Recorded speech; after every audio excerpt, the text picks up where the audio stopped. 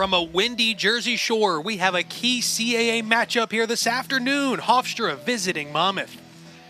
Good afternoon, everyone. We welcome you into the broadcast booth with former Monmouth All-Conference defender Erica Kaufman-D'Elia. I'm Eddie Acapenti, and we thank you for tuning in to our matchup, Erica, this afternoon between Monmouth and Hofstra, two teams coming in off tough losses. That's right. Every conference game is so important, especially when you're getting into the heart of league play. And like you mentioned, both teams enter into today's game off of overtime losses, so they're looking to really rebound today and get that next win. As we take a look at our impact player matchup here, a lot of different players to choose from for the Pride, but let's take a closer look at the senior, Katie Kelly. Yeah, keep an eye on number 22 in blue for Hofstra. She comes into today's game, like you said, after a career game earlier this week against Connecticut, where she scored 5 goals and added an assist for a total of 6 points. That's a performance she's going to try to duplicate today to lead her attacking unit and help Hofstra register their first conference win of the season.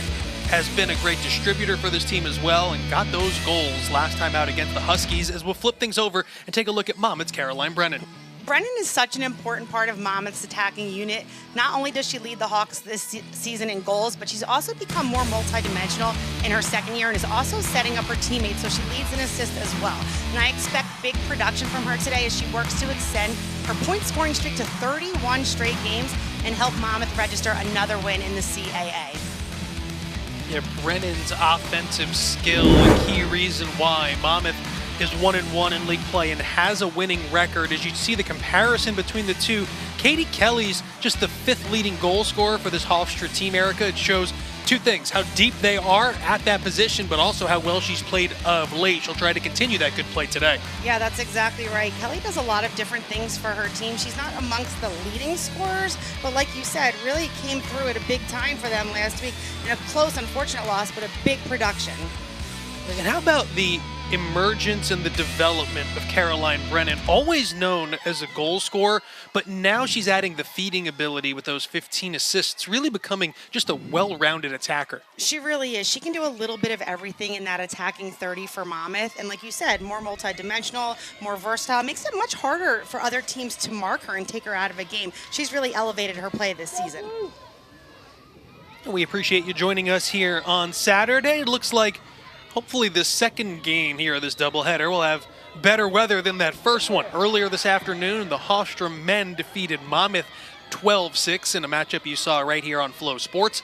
And now we have the second game in our doubleheader, the women's version of the same matchup between the Pride and the Hawks. As you see the starting lineups, first for the Pride, who come in 3-8 on the year, 0-2 in league play.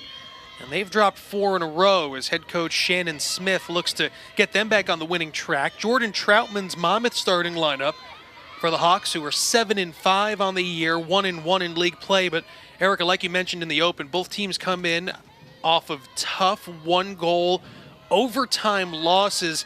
Tough to rebound from that as they both have to do that today and try to get a win. Yeah, and those losses are so heartbreaking. Monmouth's happened at Delaware, which is a conference game for them. A game they thought they really could have won and that they had at many points throughout the duration of those 60 minutes and just didn't come away with the win.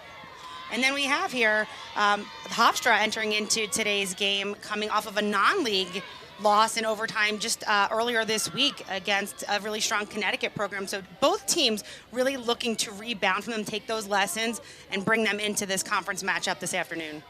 You saw Monmouth goalie Gia Mitchell making that first save. It's a pair of freshman keepers as one freshman on one end made a stop, and this is Luciana Cardello, the other freshman for Hofstra, who makes that save. Two young, talented keepers for these two teams. And what a great way for both of them to start. I think sometimes that first save just gives you a real boost of confidence heading into the rest of the game. So really impressive, like you said, from two young players. It's hard to start as a freshman in that really important position of netminder, and a great way for both of them to start this contest. Hofstra into its settled attack. Started by Taylor Manella, a player that we'll highlight, as well as her running mate in the graduate transfer, Rachel Graff, gets Hofstra on the board. The afternoon's first goal makes it 1-0. And We'll take another look at this goal. Really nice team effort. There was a beautiful feed inside to Graff, who was able to catch that in traffic. And you can see as she fades away, just able to rip that shot with her left hand up to give Hofstra their first point on the afternoon.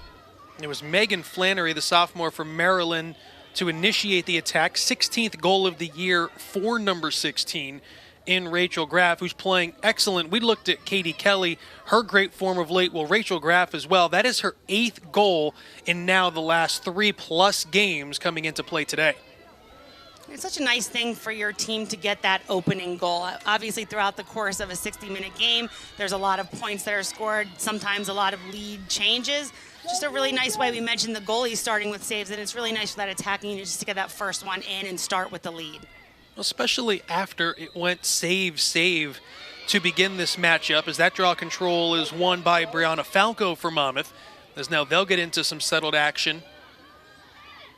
And right towards cage, an attempt for Monmouth here early, and it will draw the foul. That was Cassidy Orban, such a talented Monmouth player, Erica. That aggression will earn a free position. Right, it looked like Orban was going to slow things down and get into the settled attack, and then you could just see her change gears, really pick up speed, which she really possesses a lot of, and got kind of an off-angle shot there, but had some contact over her shoulder, which puts her on that first inside hash. Here is Orban shooting wide.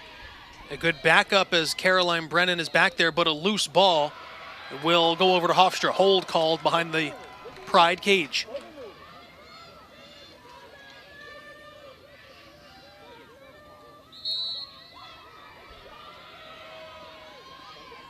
And this is Carrie Walzer, the junior from Long Island, to take care of that clear attempt all on her own.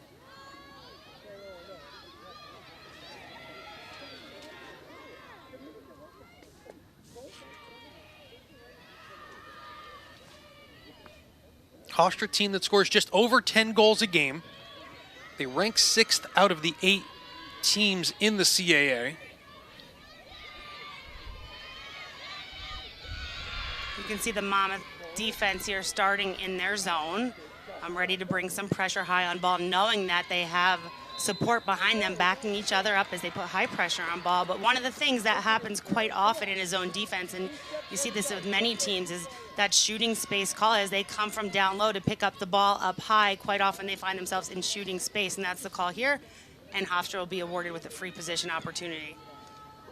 And it will come for the senior Taylor Manella, the leading point scorer for this team. Manella takes a big shot and a lot of contact on that attempt.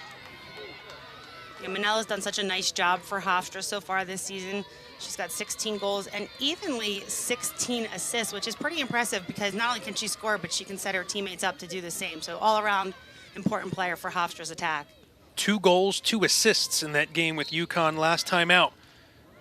And this was a nice trail check from Gabriella Vangeli. Deflected it away and will get the possession back for Monmouth. Yeah, really great stick work by Vangeli, just to get her stick out there in the lane, make a little bit of contact to change the trajectory of that shot. That's a tough play on a free position as well. Credit to Vangeli for disrupting the attempt. Yeah, absolutely. It's hard sometimes, as fast as these players are, to get a true body on a shot during a free position opportunity, but getting that stick in the lane, you never know what it can do, and just a perfect example there of getting just a piece of the shot or getting a quick check to prevent that shot from getting on cage. Monmouth, the 2nd highest scoring team in the CAA, over 12 goals a matchup, as they were looking for Maya Brock crashing towards cage. 2nd in the league in goals and assists. It's an experienced attacking unit, Erica, that having a pretty good year for Monmouth, coming in at 7-5 overall. Yeah, they sure are, and they can score in a lot of different ways from a lot of different players. They have this motto, this all 7, any 7, meaning that it doesn't really matter who it is. They're all capable of putting points on the board, and they have a lot of confidence in one another, so it doesn't matter who the ball handler is, who has the hot hand that day. They really work as a unit, and they've just gotten better as the season has progressed. The give and go with Orban and Brennan gets Monmouth on the scoreboard. Really great teamwork right there. We talked about Brennan in the opening. Not only can she score, but she can assist. We just saw that there. We'll take another look at it here. She's working outside of the 8-meter. Orban gives her the ball and then is able to cut right in front of her defender to get that feed back just a step ahead. Nice quick fake and a hip side shot to put Monmouth on the board. Beautiful finish. See Brennan and Orban working so well together. And Orban sold it. You give her credit, Erica. She put that foot in the ground, and then when she came across the face of the defender, you knew as long as she can get it on cage, you'd have a great chance to score. Right. It was that textbook, a little bit delayed, but that textbook give and go. And when you make that pass, your defender's head turns to see where the ball went. And she's just so smart and experienced and quick that she's able to get that really fast first step to get just one step lead on her defender. And that's all she needs to work inside that 8-meter and make things happen. 1-1, not even 5 minutes in. We've already seen each keeper make some nice saves. We've seen attacking units as well, and veterans come to play early on. Big matchup here. Eric and I were looking at the CAA standings getting ready. With the top 4 teams making the playoffs, there's 6 teams right now that have at least a win in the league. And this is a big one because Hofstra is not one of those 6, but they're a team that's had a lot of success.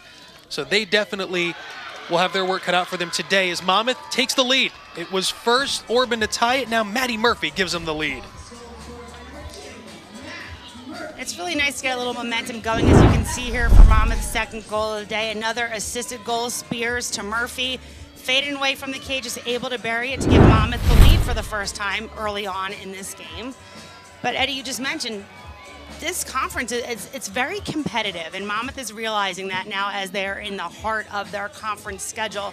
And it really, you look at those preseason numbers, and which I think they're all mixed up now that we're a few games in, but you have a couple clear favorites, and then the rest of the pack, it's really anyone's game. They're so evenly matched. If you look at Monmouth's 2 conference games so far, they won a couple weeks here on this field by 1 goal, comeback win against Elon, and then they lost in overtime, we mentioned earlier, at Delaware. So they're 1-1 on 2 1-goal games.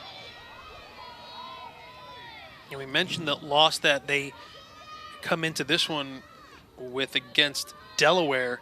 In that game, they led 9-4. So this is a team that was pretty close from being 2-0 in the league without that big comeback from the Blue Hens. And it shows you with some of the numbers we've already highlighted, from an attack standpoint, they can pretty much compete with anyone in this league. Sometimes it's putting it all together for a full 60 in a league that you're going through for the first time. Yeah, absolutely. And one of the big reasons why Monmouth is having success in keeping games so close, we just saw another draw control by Orban. She's had the last 2. I have in my notes she had 68 on the season. That already brings it up to 70.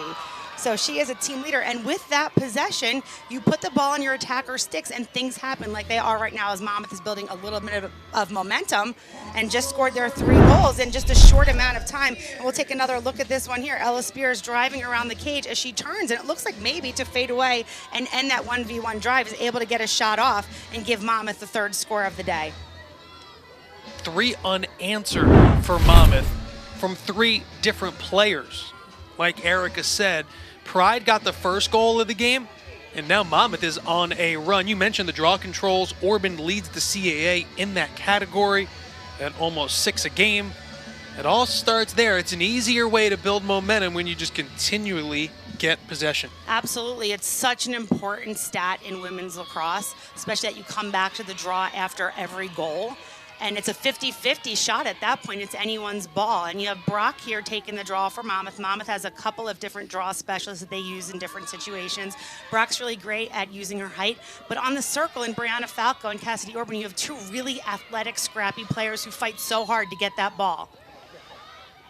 Brock trying to box out her counterpart in Hofstra's Courtney Carollo.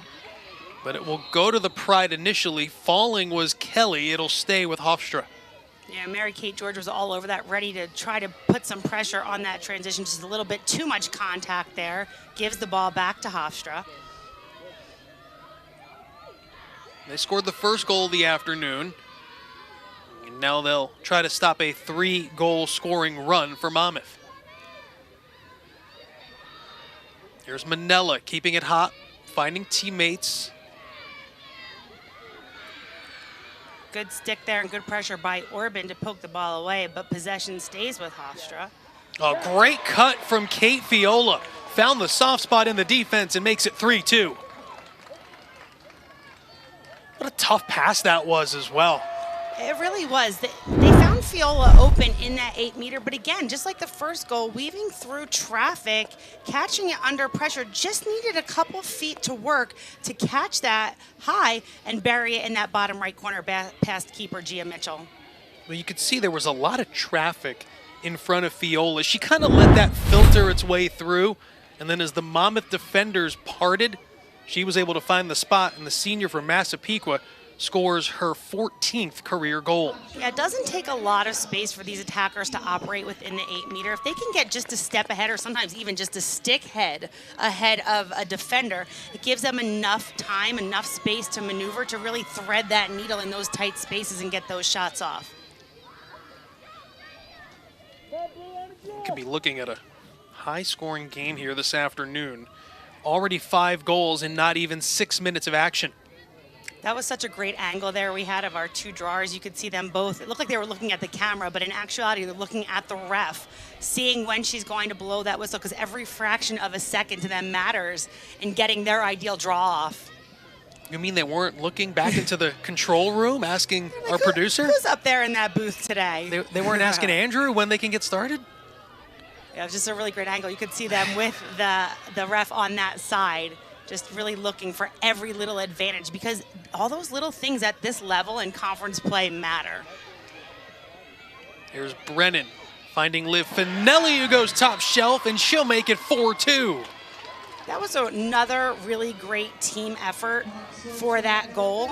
Brennan, again, who we talked about in the opening, just so controlled and composed. She sees Finelli coming through. She's marked. Finelli's smart enough to turn and roll to her strong side up, not only to get that ball in her right hand, but also to get that lane and that space to get a shot off without shooting right into the defenders that were all over her. 11th career goal for the sophomore from Pennsylvania. This game has started off incredibly fast. Fireworks here in the first quarter.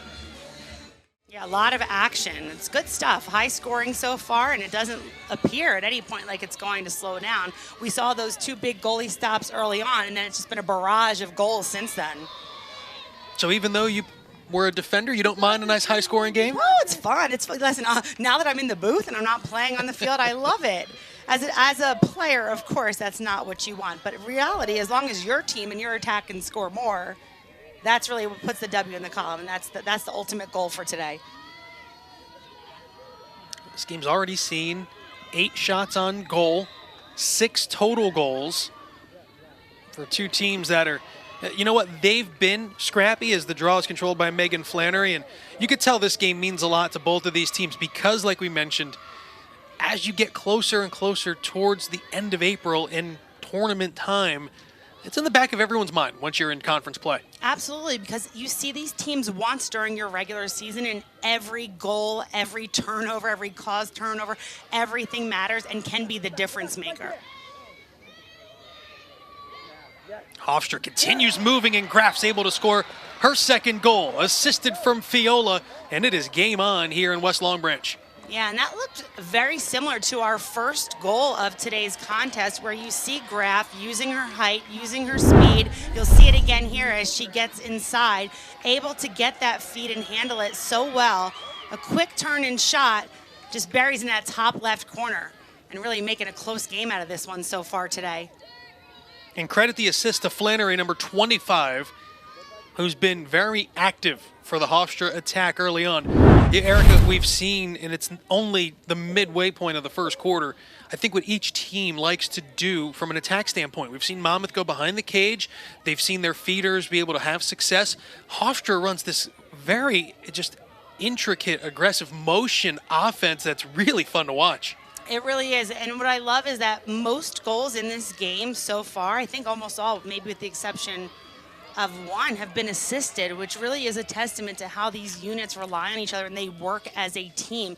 At this level, even though you have some really talented 1v1 attackers, the help defense is always there. The goalies are always there, so it's important that they're working together to get those points on the board.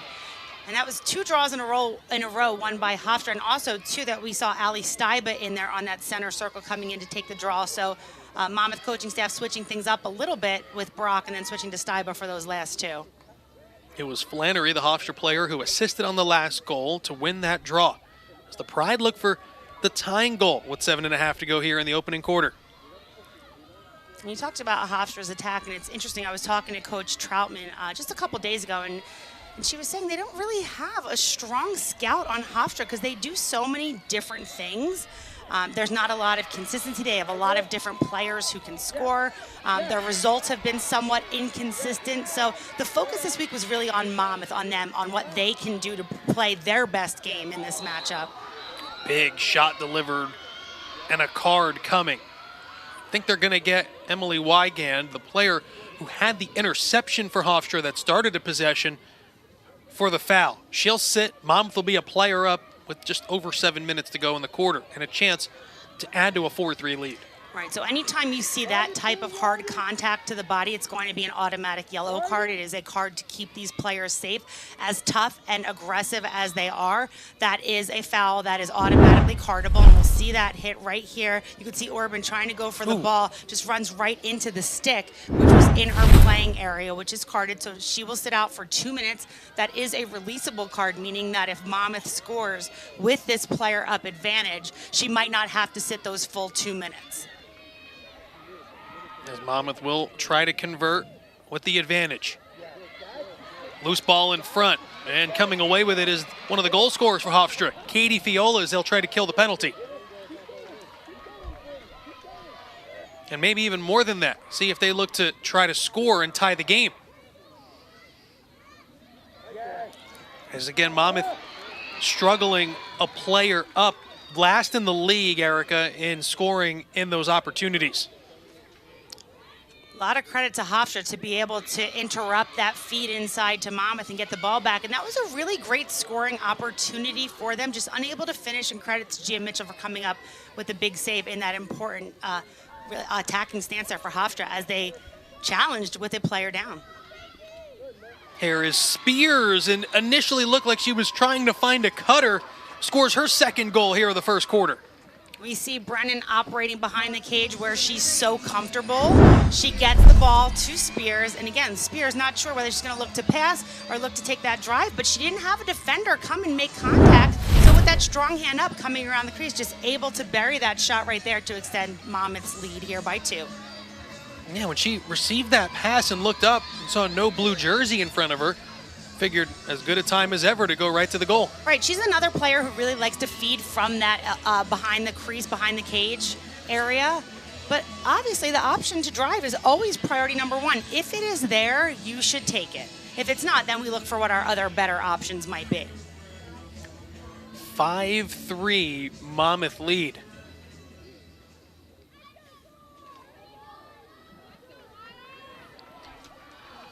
You mentioned the rotating players that Monmouth has used at the draw. It'll be Brock again, opposite pretty much the player that takes the majority of the Hofstra draws in Courtney Carollo.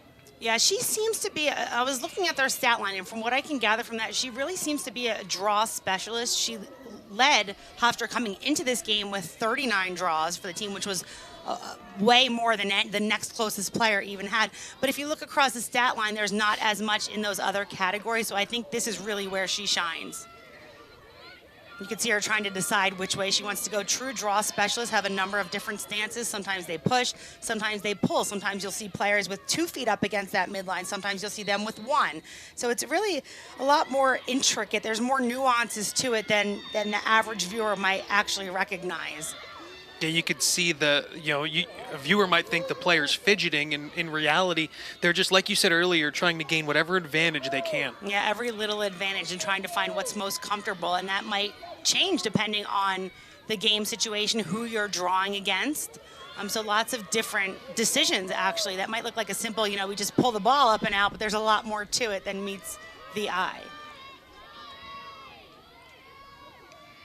A lot of excitement already here in the first quarter with 8 total goals. 2 of them from Spears, who controls behind the goal. She'll jump turn, and it was a save made from Cardello.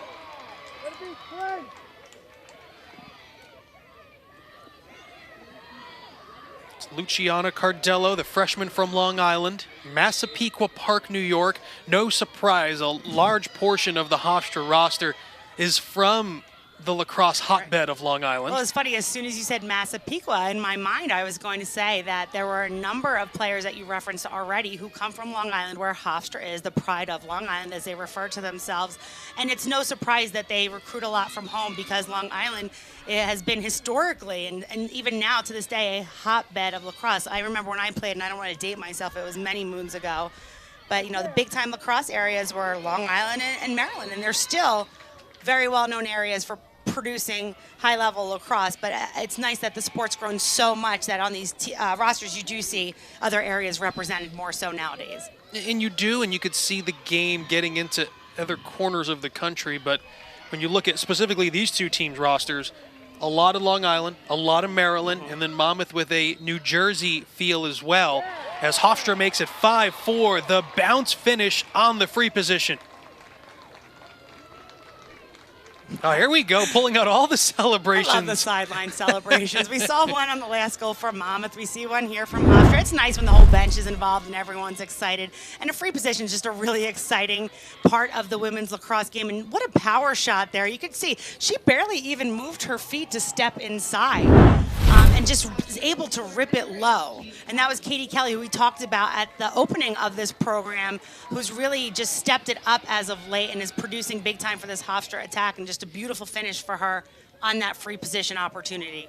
You don't see that shot a lot, and you can see why. The degree of difficulty is very high, and Kelly made it look easy, the power she was able to generate. Yeah, she made it look simple. And a lot of times when you see those power shots, you see players put their whole body into it, at least take a step or two off of that 8-meter. And it's like a casual walk in the park. I'm just here with my stick, and I'm just going to rip it into that bottom corner. So, yeah, she made that one look easy, which I assure you it is not. Yeah, I'm sure, viewers might watch and go, oh, why doesn't everyone do that? And the reason everyone won't do it is everyone can't do it. It's a very high level of skill required. It's a lot of power. These newer sticks give the girls just the ability to really rip those shots, but it's all about placement. It's a little bit of deception when you can hide that stick so the goalie can't see exactly where it's being released from. And if you can release it fast and you can release it hard and put it where you want to, it's effective, and it is a hard shot to stop.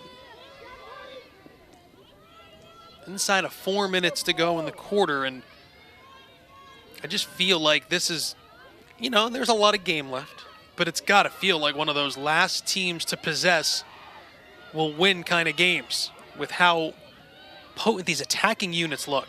Yeah, well, if things stay true to form as they've been in this first quarter, I think that's a safe prediction. That was Murphy who began her dodge. A whistle went on Walzer. Just smart play right there, as she could see the double collapsing in on her, knowing that if she faked and cranked that shot, she'd get that shooting space call and put herself on the line.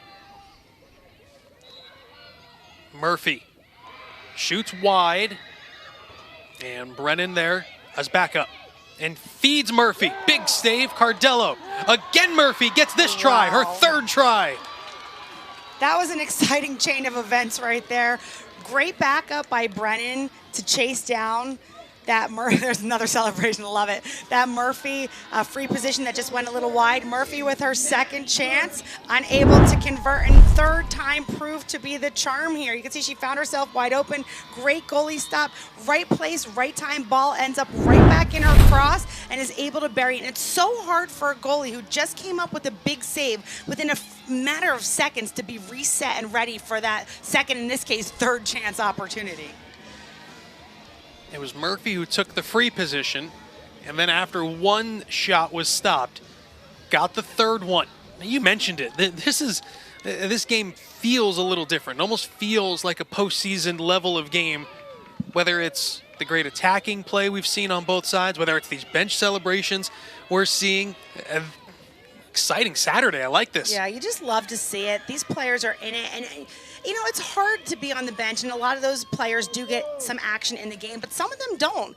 And it's really important. They play such an important role, not only every day during practice in helping prepare these starters or the players that get more minutes, but also just keeping the spirit up, keeping the encouragement up. It's such, I think, one of the best parts of being a team player in a team sport. So now Hofstra will have its turn to try to answer. Monmouth answered the previous Pride goal.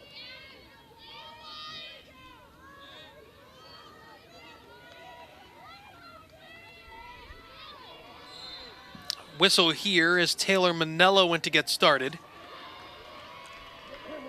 Looked like McNeely is coming out of the game, and if I can see, it looked like the official was indicating there might have been contact from the stick to the player's head, which I mentioned earlier in this game, that is an automatic card when there is contact from a stick to a player's body. So she will sit for 2 minutes, give Hofstra a player up opportunity here with the full shot clock to work with. And this is an important drive right here for Hofstra as they look to keep this game close.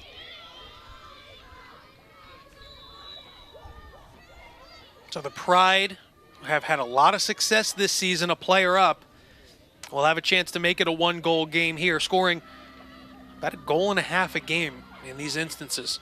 And it's so hard for a defense to cover that extra ground of a 7-on-6. It takes a lot of communication. It takes a lot of movement. But again, the team with the player up opportunity with possession absolutely has the upper hand in this type of situation. Kelly and Manella playing catch. Quick ball movement here from Hofstra makes it even harder for Monmouth's D.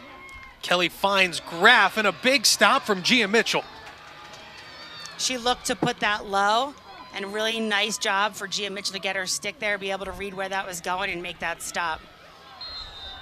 And then a whistle on the clear attempt as Monmouth will try to successfully kill off the penalty.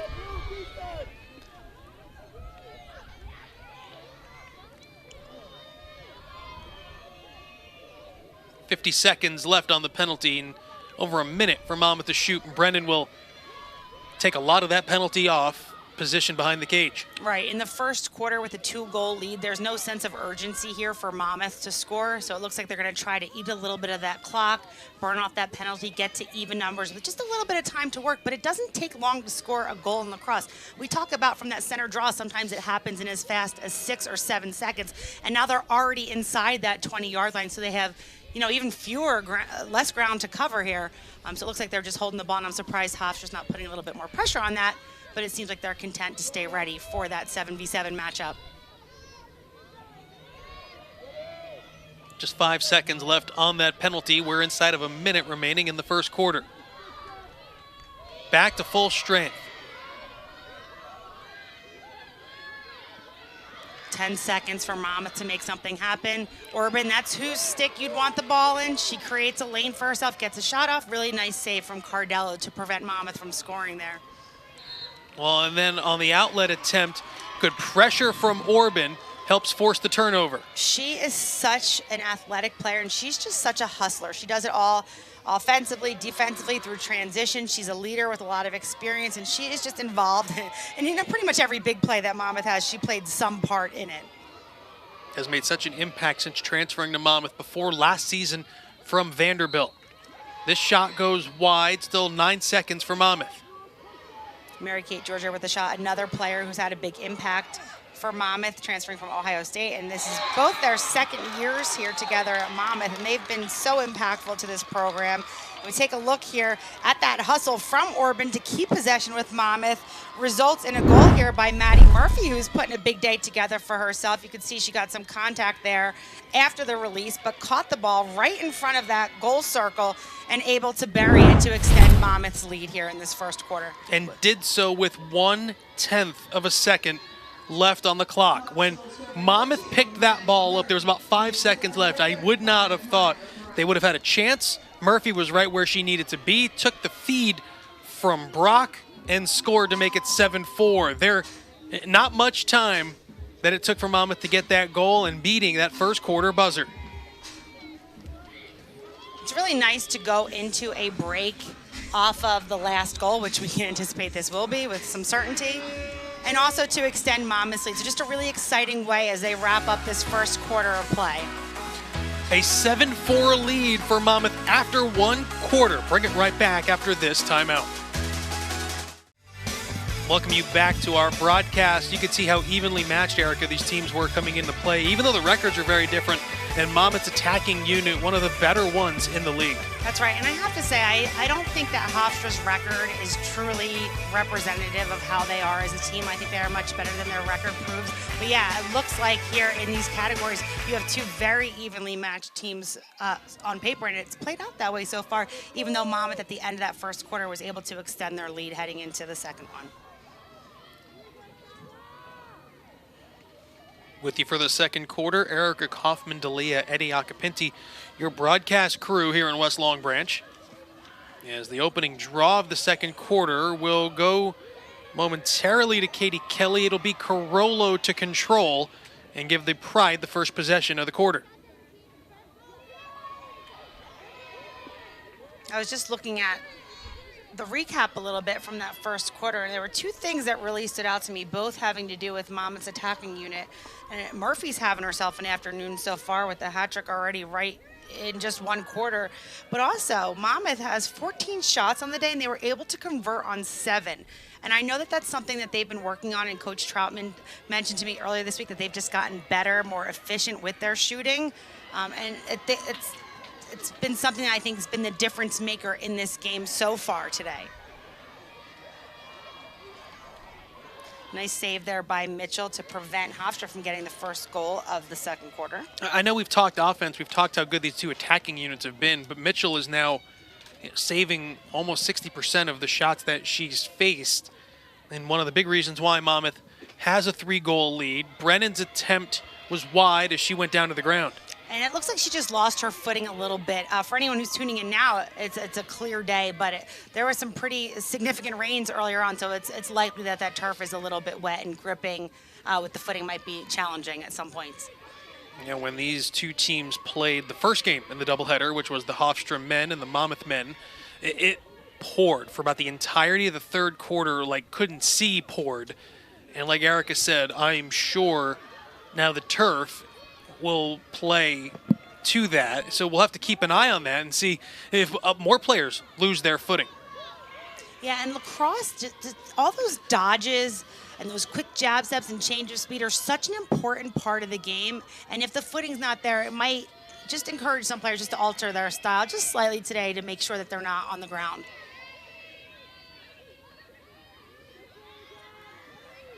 Ton of time for Monmouth to shoot. We look for the second quarter's first goal after we saw 11 in the first quarter. Here's George weaving through Pride defenders. Spears all alone in front and a goal. She finds Marissa Leguera for her 13th career goal. Leguera's not a starter for this Hawk program, but she gets a lot of minutes, and she takes advantage of the ones that she gets. And there's Spears, who we just talked about scoring goals, and you can see the defense with their hands up, like, what happened? Because Leguera found herself wide open right in front of the cage, and good for her to be able to finish that. Another fun celebration. You can see that this Monmouth squad is excited. They now have double the points of Hofstra. She's still early on in this second quarter of play, but it's an exciting place to be at this point in this contest. And Leguera comes in off a great game with 2 goals against the Blue Hens, so she continues her good run of form and pushes the Monmouth lead to the largest it's been here in the second quarter.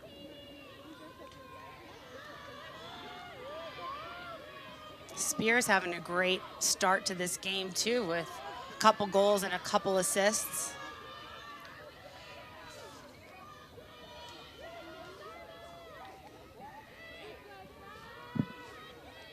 Take a look at the draw numbers. Even right now, 6 draw control wins apiece. And I think that just speaks to what I mentioned a moment ago with the efficiency of Monmouth's attacking unit with their shots, because obviously draw leads to possession. Likelihood is the more draws you have, the longer time of possession you have, which we don't track those minutes, but the more shots and scoring opportunities you will have. And that hasn't been the case so far today. Like you said, evenly matched draws. Now Monmouth has the edge by 1. But Monmouth doubled the score of Hofstra, just so efficient on their scoring opportunities so far today. Efficient there and getting good play from Mitchell. 5 saves, 56% save percentage. They were looking for Leguera again. Picking it up, finishing is Maya Brock, and the Monmouth lead is 9-4. Monmouth just seems to be all over those 50-50 balls in those critical times and spaces. We saw that on the other end of the field in the first quarter. Now we see it again here. We had a feed into Laguerre that wasn't able to reel it in, but Brock right there with the ground ball, the quick pickup, and the quick shot. Now, you mentioned it, the aggression, the way in which Monmouth is just, they've come out determined in this matchup, and they've built a 5-goal lead. Well, I think a lot of what we're seeing today is a result of what's happened in the last 2 games so far for Monmouth in the CAA. They know they belong here. They know they can compete. They know they're not going to be given anything. They can't leave these games close because these teams are good. So they really need to finish their opportunities and take care of everything in their control. And I know that's something that the coaching staff really harped on this week, and you can see that the players are taking that to heart.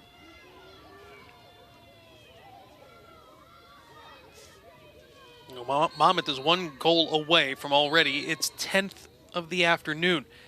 That number is significant because they're 7-2 on the season when they get to 10 goals. Yeah, this attacking unit is really skilled, and I've seen them from the beginning of the season to now just get better. They work better together. They're scoring in a lot of different ways. It doesn't really matter who does it. We've seen different players with big games all throughout this season, so they're confident in their 7, whoever that 7 might be. A loose ball here and a little contact, so Hofstra will maintain possession after they had an issue on the clear attempt, as the Pride look to get back in this one.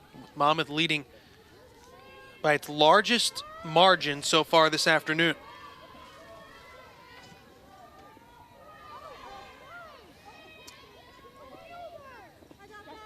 And a clear taken by Trinity Reed, so Hofstra will get into its attack. You mentioned Trinity Reed, who leads her squad in both ground balls and caused turnovers, so a really important player for Hofstra in that defensive end of the field.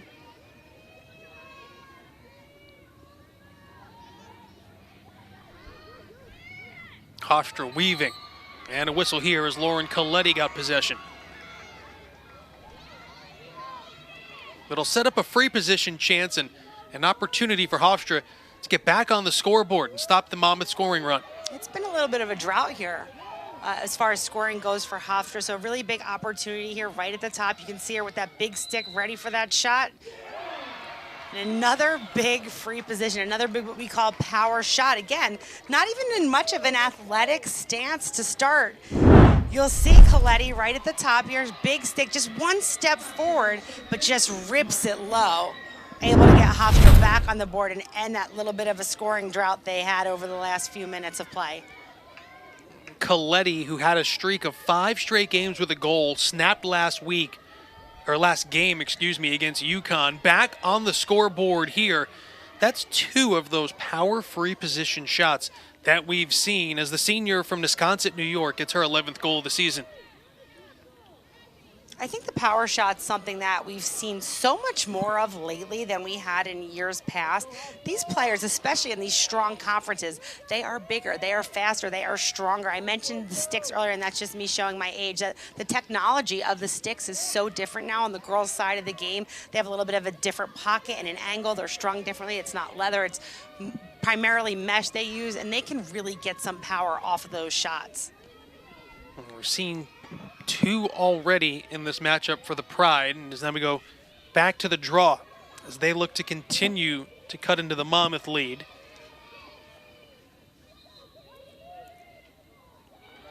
And false start here on Ali Toronto for Monmouth. So another player new into that draw area as Hofstra will get possession back. It's nice that Monmouth has some depth. That's something I know the coaches had talked about early on in the season. They feel they have more, not only talent, but depth than they've ever had. So it's not uncommon to see a lot of different numbers at different positions throughout the course of a game.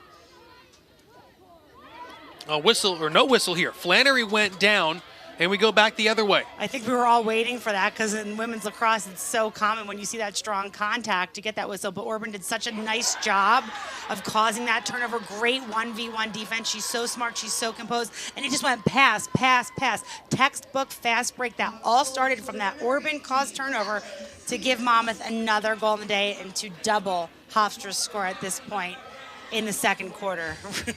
Monmouth showing its strength on that goal from Spears. We'll take another look at this goal here again, starting from the Orban caused turnover. We just have Brock feeding it right into Spears, and just a quick shot on inside that right post to give Monmouth their 10th goal of the afternoon. So they answer the most recent Hofstra goal, third of the afternoon for Spears. And we talked about Murphy with 3. Now we have Spears with 3 and 2 assists. And normally we talk about Brennan, we talk about Brock, we talk about Orban in those categories. But again, it's just evidence of the depth and the versatility that this Monmouth attacking and midfield core has, that it really doesn't matter who has the hot hand, who's got the ball. They're all able to make things happen. And it is a team effort. When you see a goal just like that, starting from a defensive caused turnover, it hit a couple of sticks along the way, and then a nice strong finish, and Monmouth continues to be efficient on their afternoon. And now they have 10 goals on just 18 shots, so really efficient when they have the ball in their sticks. Fourth game this season for Spears to have multiple goals. Falco tracks down the draw. A lot of pressure from that double team against Falco. She'll get the ball back here. Having a great season for Monmouth in terms of not only what she does defensively, but ground balls as well. Leads the CAA with 35 on the year. She's so good at what I refer to as those heart and those hustle stats, those ground balls, those draw controls that are 50-50. They could really go either way. And it comes down to how much heart and hustle do you want to put into it. And she's so important to this Monmouth team in the defensive and midfield 30s and just scooping up those loose balls and keeping possession with her team. Hofstra will try to capitalize on the Monmouth turnover here on an errant pass. There's Coletti. She scored the last Hofstra goal. 9 minutes remaining before halftime. Here is Carrie Walzer.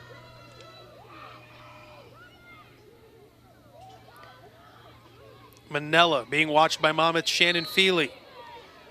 A whistle here as she was trying to turn the corner. And Taylor Manella gets a chance to reset here, and we'll have a chance. I believe she'll have the free position. She was close enough. They will stop the clock.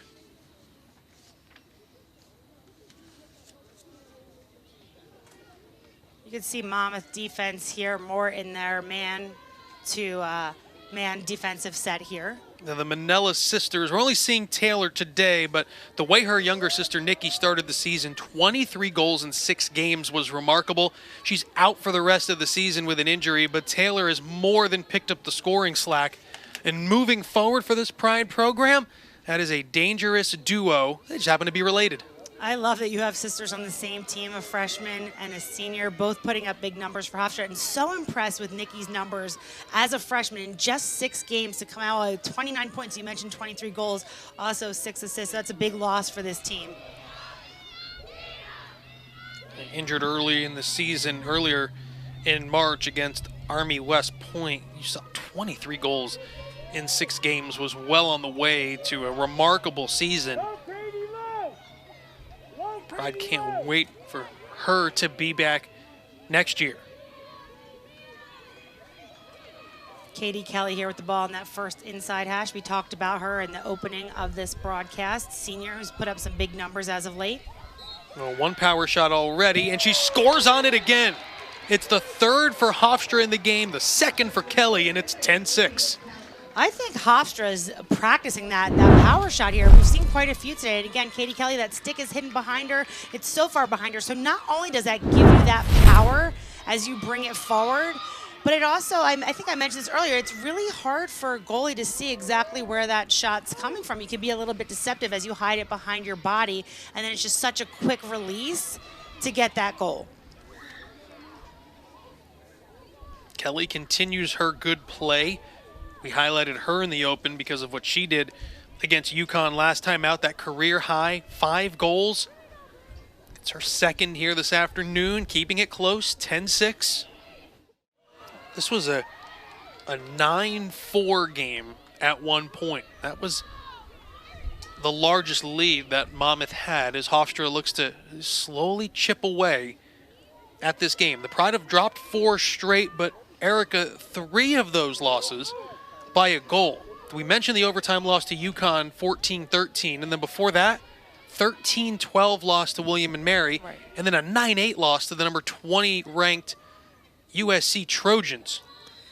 They've had a lot of close games this season, and I mentioned that their record really is not, I think, a fair representative of the talent on this team. I think maybe except for one, all of their losses have come within 3 goals. So they are right there. They're right on the cusp of reversing that record. So a lot to work with here, and a lot of seasons still left to play and see what they can do with it. It keeps the theme of close games alive. 3 of the first 8 league games have been decided by a goal just overall.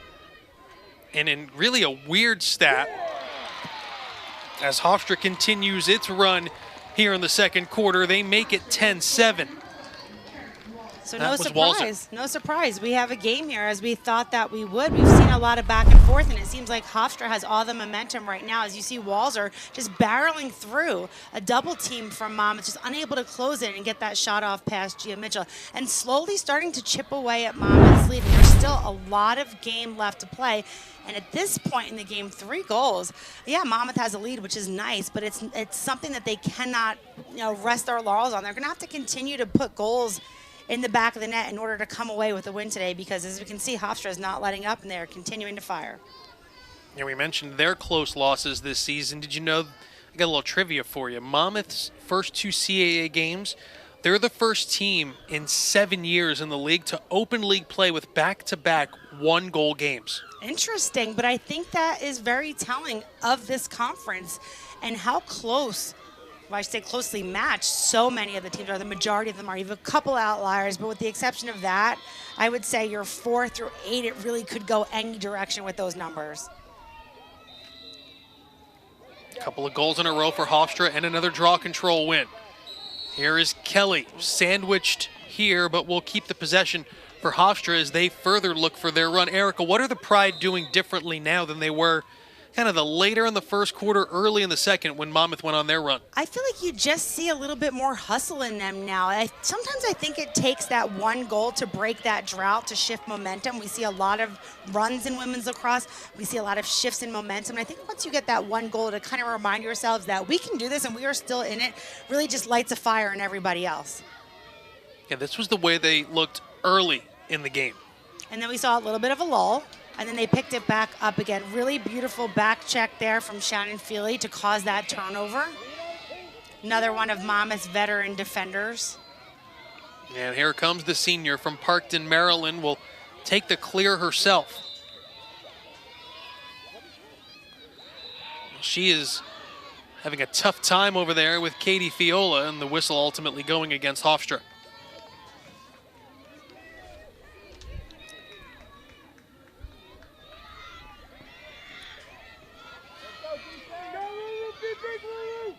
There's Spears behind the goal, normally a distributor, but has scored 3 times this afternoon already on her own.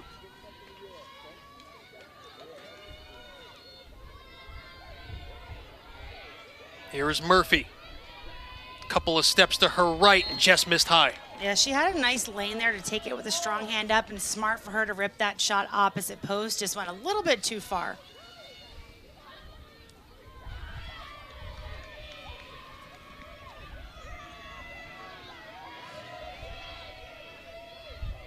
Brock gets a step, met by 2 different Pride defenders. Here is Orban into the middle. Monmouth trying to move it around. They look for Brennan, who will scoop it up with 20 to shoot.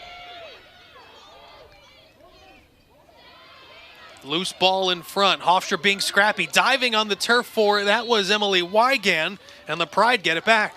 And I think you could see on that offensive stance that as the clock was ticking down, the shot clock that is, you could see Monmouth felt the pressure a little bit and maybe fed some balls inside that they normally wouldn't have, knowing that the clock was ticking. So just a little bit of forcing there in the latter part of that shot clock and just unable to convert.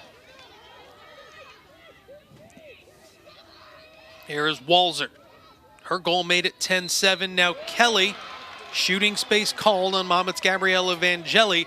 And we'll see, can Katie Kelly score a third power free position shot here in the first half? And I don't even know if that call was on Vangeli. She was the player on ball, and she looked like she deliberately made sure she was out of that shooting space lane. I think it was that next tier of defenders, that Feely going through with the cutter, that got called for the shooting space. And just another great job for Hofstra. Katie Kelly again on that free position line. We'll see yet another power shot today.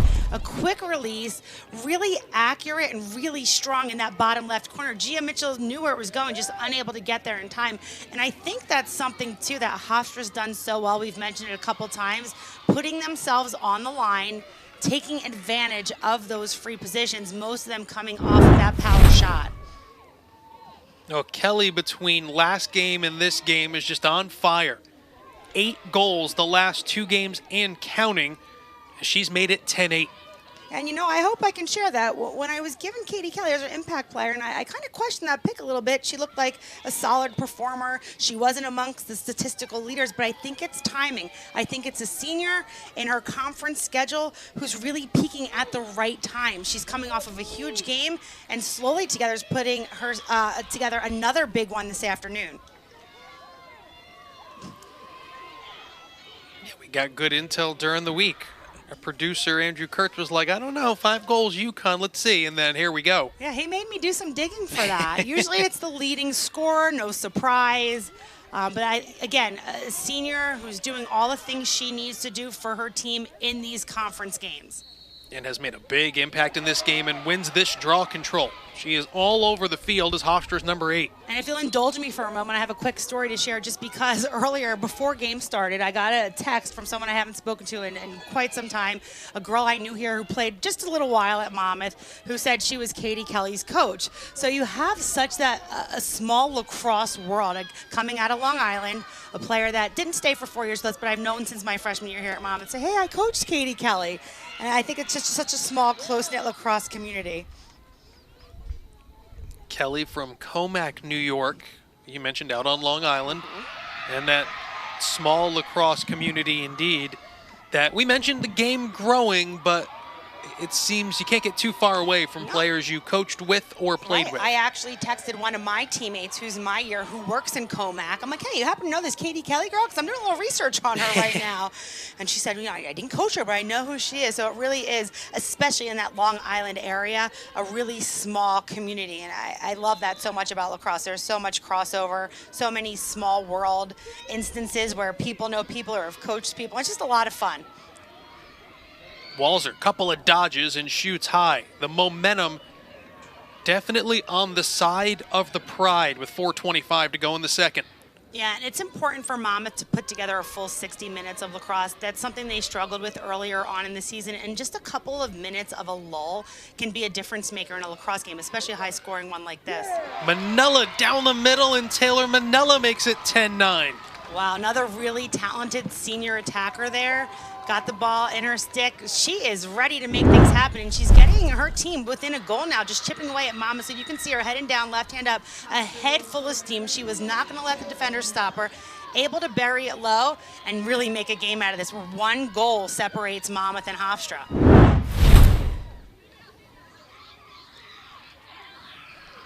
Definitely riding the momentum here for the really most of this second quarter, I would say, with the exception of the first few minutes, it's been all Hofstra. So it's important for Monmouth at this draw circle before they head into half to try to extend their lead and certainly not let Hofstra tie it up or even gain the lead, which I don't think they've had since the opening goal.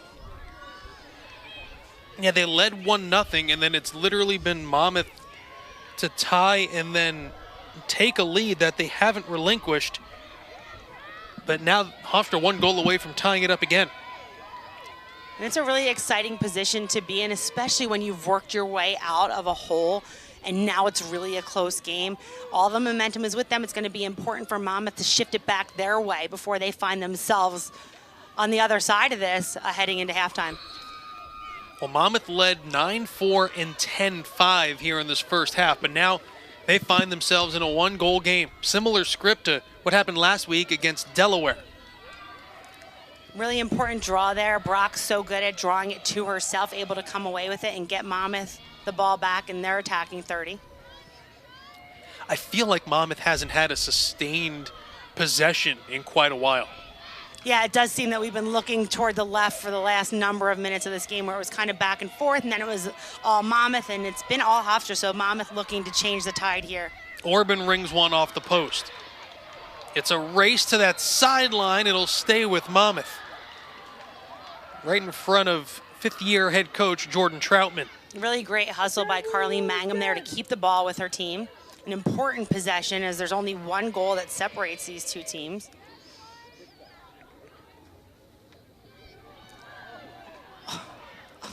That's an unfortunate missed opportunity there. You had Carleen Mangum wide open in the 8-meter, and sometimes the pressure that just gets to you a little bit, unable to grab that ball and get a shot off. And it will allow Hofstra a chance to tie the match for 11th-year head coach Shannon Smith. Had this team as an NCAA at-large team 2 seasons ago.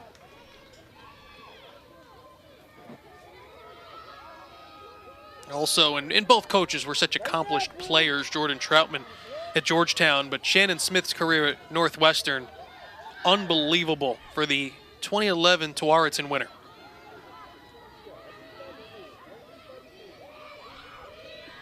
Walzer, shot and a big save. That was huge. Gia Mitchell had made a ton of saves early, Erica. She needed that one. Yeah, absolutely. I think she needed that. I think, and that's something that just sparked not just her as a goalie, but the defensive unit and the attack as they try to make something out of this. Unfortunately, unable to handle the ball here yet again, and that's something that's kind of been a thorn in the side for this Monmouth attacking unit. Occasionally, where that final pass, and we saw it twice in a row, unable to handle and turn into opportunities there to score. And it would have been 2 in a row to extend their lead. And now we see Hofstra with the ball back with under 2 minutes to work, and then have a shot clock that's going to eat up most of that time. Yeah, so will it come down to Monmouth getting its second defensive stop in a row, or Hofstra tying this game as we head to halftime? They've scored 4 unanswered goals here in the second quarter. Sometimes 10-9 is a final, by the way. Here it's a score not even at halftime yet. Feely called for the foul. Puts Flannery outside that 8-meter arc between the 8 and the 12. Yeah, a little too far and a bad angle for one of those power shots we've seen here in the first half. Yeah, it's a really tough angle to be outside that 8-meter arc. You can see Gia Mitchell all over that post, which is exactly where she's supposed to be. So not surprised to see her pass out of that to give her team a better opportunity. Flannery going behind. Here is Manella, but before that opportunity, a whistle happening away from the ball. Did see a player in blue hit the deck. Yeah, you can see Rachel Graff getting up from being down on the turf. It's hard for us to see, at least on the broadcast, exactly what caused her to find herself there. You know, they sent off, was it Shannon Feely from Monmouth? There she is over next to Coach Troutman. So it looks like a 2-minute penalty here, which will be the rest of the first half. See if it's a releasable penalty or not. It's the yellow card given to Feely. A yellow card until your team has a cumulative 4 is releasable with a goal.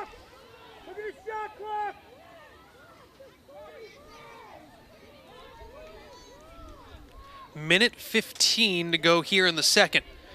They reset the shot clock, which in effect means you don't need it the rest of the half. As our officials confer here, they've also, not sure, a goal just magically appeared on Monmouth's total, so.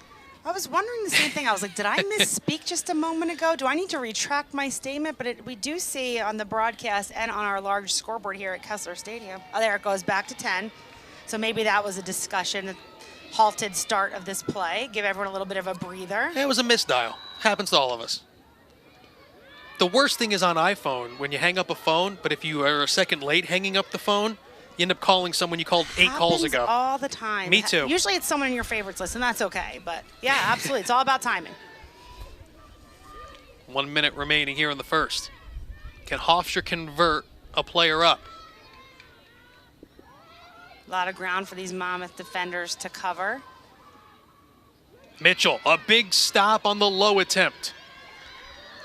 Mitchell slowly putting together a really big day for herself so far. She's had a number of saves, but we've seen a few. Just really important timing of the game to keep her squad nice and close with Hofstra. Now we'll see when Monmouth looks to attack here. They are down a player.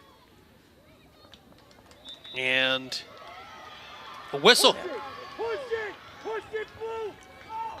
So ball back with Hofstra. Unfortunate for Monmouth to turn it over there. They didn't have a shot clock to worry about. They had about 30 seconds to try to get a shot off, hopefully extend their lead as they head into half. Great back check there by Maya Brock. Still scrapping to come up with that ground ball. Yeah, wild sequence here. Players falling all over. And quite frankly, these last 5 seconds are going to come off the clock probably at the best possible time. As a high-scoring first half ends here in West Long Branch. Monmouth led 10-5. 4 straight goals from Hofstra have made it a 1-goal game as we have started halftime. A whole bunch more yet to do here. Stay with us throughout the break. Erica and I break it down after this. Welcome you back here to West Long Branch. Monmouth a 1-goal lead over Hofstra as we've started halftime. Welcome you back into the broadcast booth. Eddie Acapinti, Erica Kaufman-D'Elia, your broadcast crew here this afternoon. Erica, this first half has seen a little bit of everything. Monmouth jumped out to a nice lead. Hofstra with a nice comeback in this first half. And after all that, it's 10-9. Yeah, and I don't think that's surprising at all that we're here at halftime with a 1-goal game. It's conference play. You have 2 very evenly matched teams, and it's been a back-and-forth battle so far in this first half. Both teams wanting a win. They come in off overtime losses their last time out. We highlighted players that get a lot of the headlines for each of these teams, but we've got to look a little bit closer at a Monmouth player maybe developing that X factor here in this first half. How about the half that Maddie Murphy played? Maddie Murphy has put together a really big half for herself. She has 3 goals already just in 2 quarters of play, and I think she's been a real big spark for this Monmouth attacking unit. Sometimes it's hard when you have those big names. Defenders know who they are. They know what to expect. They take them out, and then you have players like Murphy in her senior season in this conference play just step up. Had 7 goals coming into play today, but you could see the impact that she's had throughout this first half. She's a senior, so you know that these games mean so much to her, and she's playing well. Absolutely. She's got a lot to prove. She's stepping up. It's all 7, any 7, and she's proven that is the case for Monmouth. It doesn't matter who's got the ball, who's got the hot hand. Anyone can put it in the back of the net. Ella Spears had 3 goals as well for Monmouth in that first half to go along with 2 assists, but it was Murphy's play, specifically in that second quarter, that allowed Monmouth, Erica, to build that bigger lead. But then we saw Hofstra launch a comeback of their own, their impact player, Katie Kelly, leading the way. What can the Pride do here in this second half? I feel like, how can each team slow each other down with 19 first half goals? That's exactly right. It's been a huge production so far today. And lacrosse is so often a game of runs, a game of momentum shifts. So it might, like you mentioned earlier, come down to timing. Who's got that last run? Who's got the ball in their sticks last? That might just be the eventual difference maker of this game. Still so much to be determined here this afternoon. Don't go anywhere. We continue here at halftime.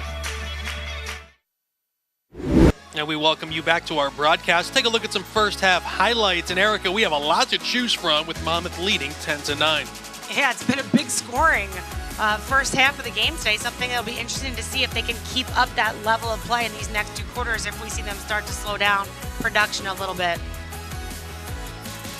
We saw 3 goals from Monmouth's Ella Spears and Maddie Murphy, who we highlighted at the break, as well as Katie Kelly from Hofstra, and some pretty good celebrations as well. Both benches had good celebrations in that first half. It's been a really fun first half to watch, not only from the high production on the field, but like you said, also the sidelines really getting into it. From our vantage point, we have a nice little crowd here, much nicer portion of the day than you had a little bit earlier on with some rain. So it's been a lot of fun so far. And a close game just adds all that much more excitement to it.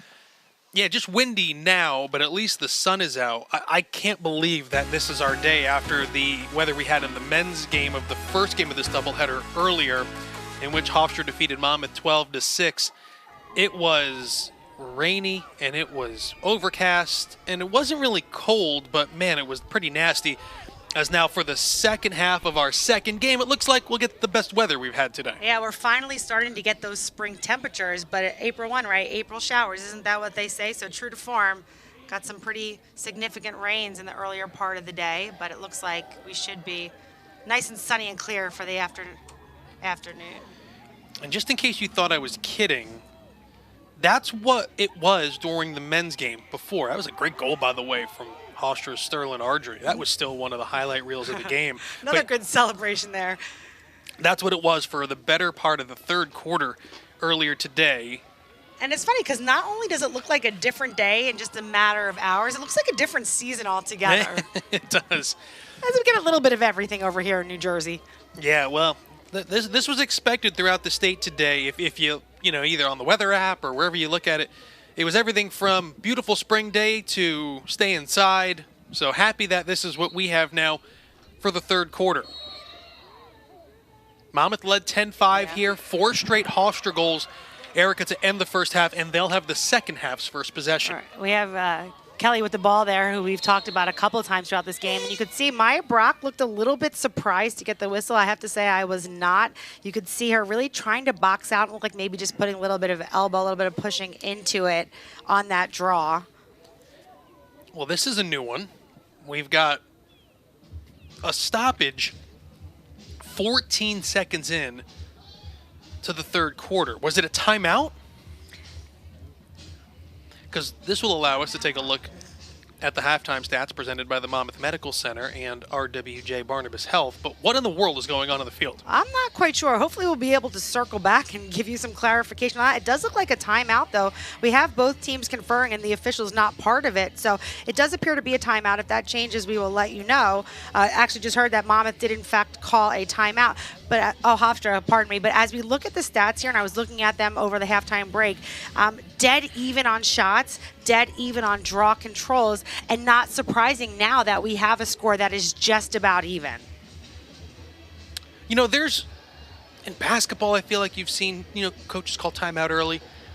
Whatever, and it was confirmed, right? It was a Hofstra timeout. Right. So whatever Shannon Smith saw was enough to have her call timeout and assemble her pride together. We highlighted in that first half the success this team's had recently, the great career of Shannon Smith, who's one of the biggest names in really all of women's lacrosse. Great player at Northwestern in her time. And wanted to bring the squad over, have a conversation here in a 10-9 game. Yeah, we'll have to keep close watch to see if we notice anything that might have inspired that early stop, which is uncommon. Interesting there, though. But one of the things you and I were talking about with your broadcast partner from the men's game before is that you don't see as many timeouts called in women's lacrosse now that they have quarters versus halves, because the coaches are able to confer with their teams more regularly throughout the game. So it was kind of an, I think, unexpected stoppage for us to see not only the timeout used just at half, but at the very beginning with just a matter of seconds in the second half. And Monmouth was able to turn Hofstra over out of that timeout. Yeah, when you, me, and Tim McGeaney, who broadcasted the men's game with me, a former keeper at Loyola back in his day, I think this switch to quarters, and I know it's been a couple of years now, but it really has, Erica, whether it's from just a mental standpoint with how you look at the game, it's changed it for the better, I really feel. I think so, too, for a lot of reasons. Not only does it build in those natural breaks for the players and gives the coaches the opportunities to break some things down without having to use one of their timeouts in the game. We were also talking, too, that you have your defense and your attacking units in front of you at different points throughout the game. So it equates to the same number of minutes, but when it's separated and split up that way, you get to see them each in the same half, which is nice, too. So a whistle here will give Monmouth the free position chance as Laguerra shoots high. It'll go over to Hofstra. They say the pride the closest to the ball. There was good backup there by Spears and Brennan, but it looks like the blue shirt was just a little bit closer to get the ball back.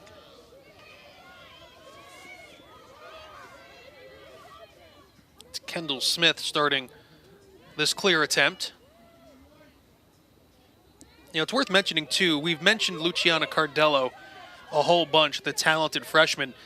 She was splitting time at one point earlier with Jess Smith, who's a veteran for this Hofstra team, one of the top keepers they've ever had. So it shows you how highly they think of Cardello, that she's the one that has been getting the call in these all-important CAA games. And not all that different from Monmouth's situation, too. Not truly is a situation of splitting time, but you have Gia Mitchell, another freshman goalkeeper who has been replaced on a few occasions with Kennedy Fruit. And we've had Maddie Bednarik, who's now healthy and able to play, getting a few minutes of her own, too. So similar situations, and I love that we have here in this highly contested conference battle, close game. We have two true freshman goalies playing for their teams.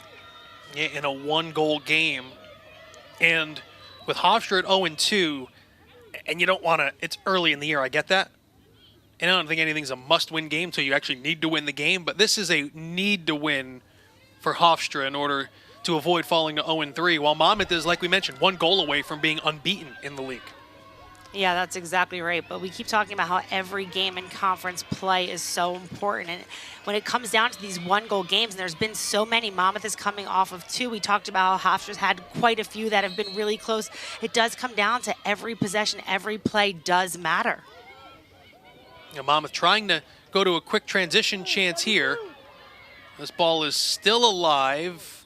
Orban giving chase, and it will stay with Monmouth. Just to come back to the point of the goalies really quickly, too, we didn't talk about this stat, but Gia Mitchell, 7 saves in that first half. And had she had not made some of those, this could have been a different outcome of the first half, and Hofstra could have very easily had the lead if she had given up just a few more. So she's doing a nice job as that final line of defense for Monmouth. Here's Murphy trying to find Brennan. It's been a few times here early in this third quarter where Monmouth has missed cutters. Yeah, that feed was just a little bit off the mark. It didn't hit Brennan in the lane where she was going. She had to try to turn and adjust to it. But again, Orban, with just such quickness and wherewithal about her and experience, able to keep ball in play with Monmouth.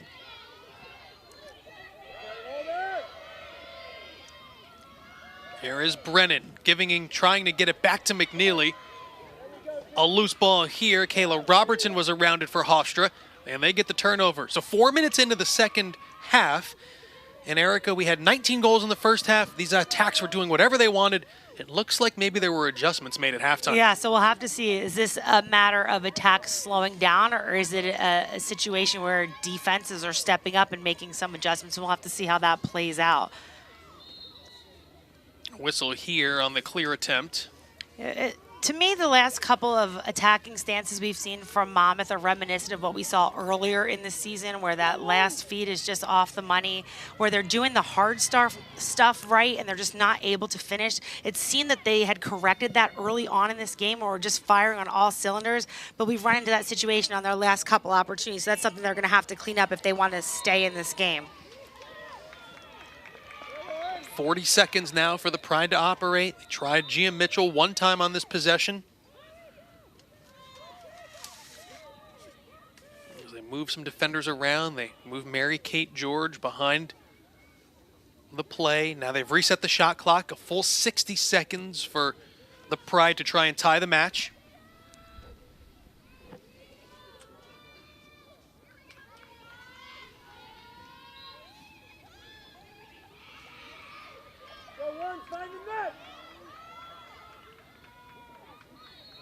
A whistle here. Here is Graff. She scored the first Hofstra goal way back in that first quarter. Manella finding the open Graff, and she ties the match at 10. Left all alone in front of the Monmouth goal. Yeah, you could see Graff, who's been a bit of a weapon today, just set up right outside of that crease on the left side, wide open. There must have been some miscommunication from Monmouth's defenders, able to catch that ball lefty up, coming around that crease. Just a really strong finish. You can see a fake, you can see a finish. Gia Mitchell, it looks like, had a little bit of contact with it, maybe with her stick or her shoulder, just not enough to prevent it from going in. And tying up this game. Got ourselves a game here. Yeah, 5 straight goals for Hofstra when Monmouth led 10-5 in the second quarter. Now with 9:41 to go in the third, a brand new game. I want to see how many different celebrations these two teams can come up with. We've seen some good ones today. Lots of fun.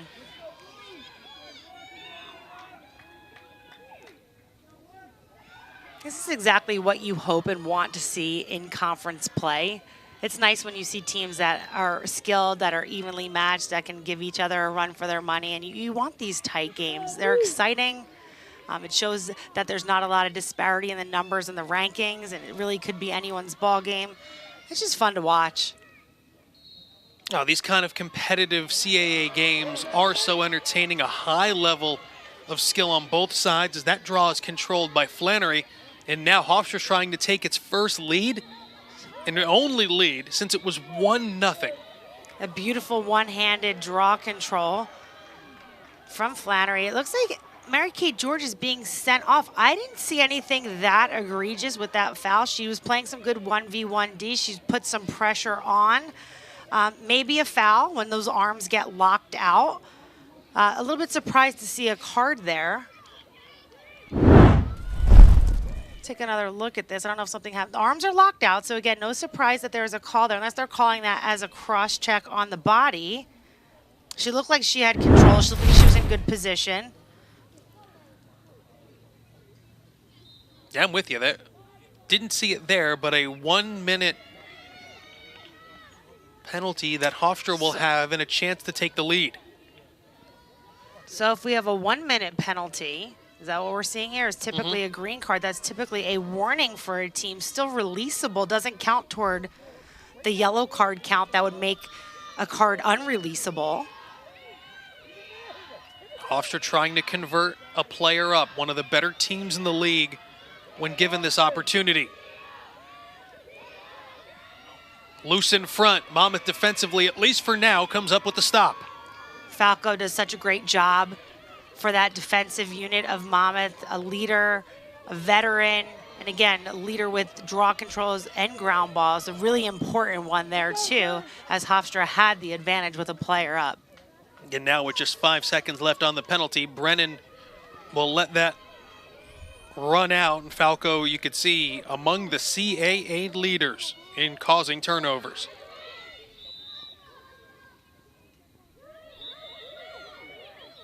A whistle here.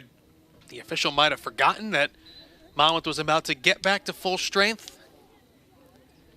Kind of blew the whistle and gave the my fault. So we're back to action here. 8:15 to go in the third, a tie game.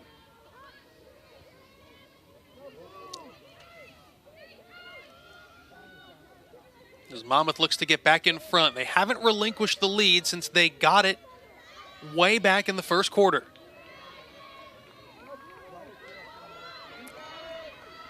Really important for them to notch a goal to get some momentum swinging back in their favor. We saw a lot of that in the first half. We've seen a bit of a lull here throughout the second portion of the second quarter, and now about halfway through already this third quarter. Yeah, you've seen the defenses, I think, really settle down from that kind of offensive explosion we saw in the first 2 quarters. It really was. I would have been very surprised to see that type of high level of offensive play continue for a full 60 minutes. It seems as though both teams have settled in. But again, it makes every possession that much more important as we have this tied game here on our hands and the clock continues to tick down. 4th save for Luciana Cardello. We run the other way now. Hofstra with a transition chance. Here they go. Players running on late, tried to find Walzer, and they threw it away.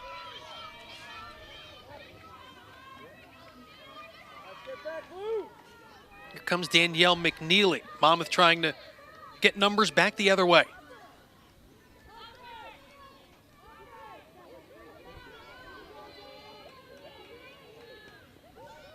Good, nothing there on their fast breaks. You can see how spread out, how wide they are, trying to get everyone a touch, getting everyone comfortable and confident as they move the ball around.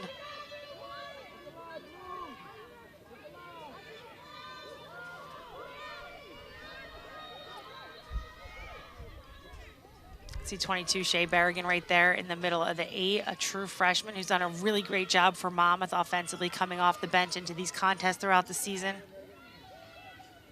McNeely had it poked away, and the defenses continue. It was an all-offensive first half, but this third quarter has been all about the defenses. Absolutely, with some help from some goaltending too here, especially Cardello getting a little bit more action, seeing the ball in her stick more in this second half than we did so in the first. Oh, the trail check there. Gaddy on the clear attempt had it taken away. What a nice controlled one-handed back check there. I think it was just unexpected, but that's that grit and that determination that you just don't stop. Spears, who we normally see in this 30 of the field, working the ball around, scoring and setting up her teammates. Great job there to get the ball back with her team with that quick little one-handed trail check. And again, just completely unexpected. And now she has it, looking for the feed, trying to find McNeely. She hits the ground, whistle here with 5:17 remaining. I think it's Murphy there looking for the feed inside. The two of them we've seen work really well together and do a lot. So we see the two, ball not here 12, with, my fault. No, Matt, it happens. I do it all the time. It happens. But got the two there at least.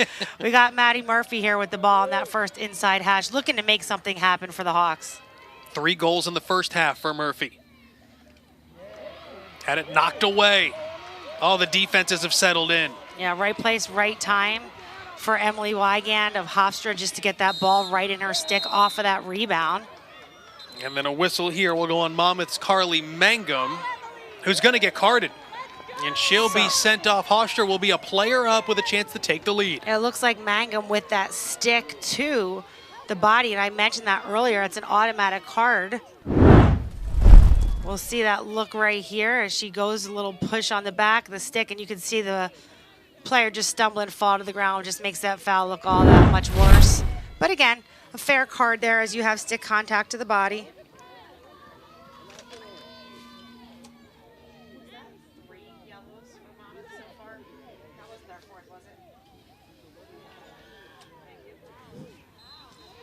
So there is Wygand, the player, and you could see Mangum extend the arm. And when they see, almost like when they see those elbows extend, that's when the whistle comes. As the throwaway leads to a transition opportunity for Monmouth.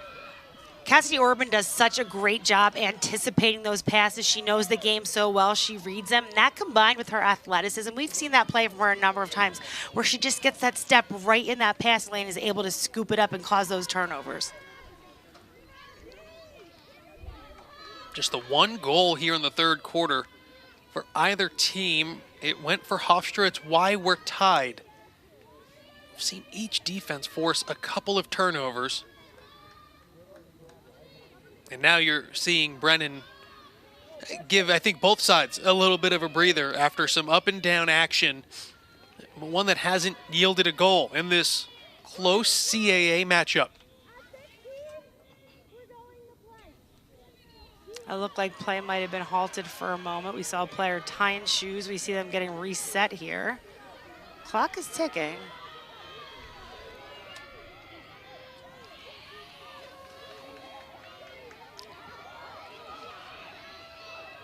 It's about 20 seconds here on this shot clock. Monmouth really taking their time trying to set something up. And you can see Orban being real casual with it, and now she'll go. She just goes from 0 to 60 like very few athletes can. You see her, she's casual. She's got the ball up top slowly, and then she goes and she's off. She looked for the feed inside. Unable to get that connection, but we see here Shea Berrigan coming to that top center hash with the ball. Talented freshman with a chance to break the tie straight away. Berrigan, couple of steps and makes it 11-10, and a big goal for the freshman. That really is a big goal. Good for her for stepping up in this big conference game at this really important time, and we'll take another look at her. She just explodes off that top center hash, and good, smart placement to put it in that corner to give Monmouth the lead back in this second half.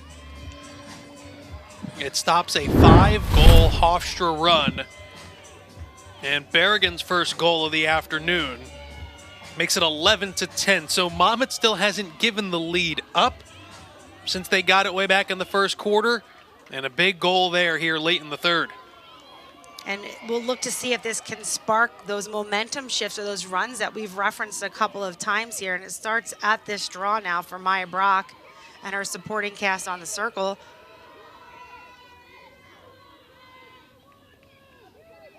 Just a goal each way here in the third after a combined 19 in the first half. Orban was there for the draw, and it will come down to Carollo. A chance for the Pride to try to draw even again.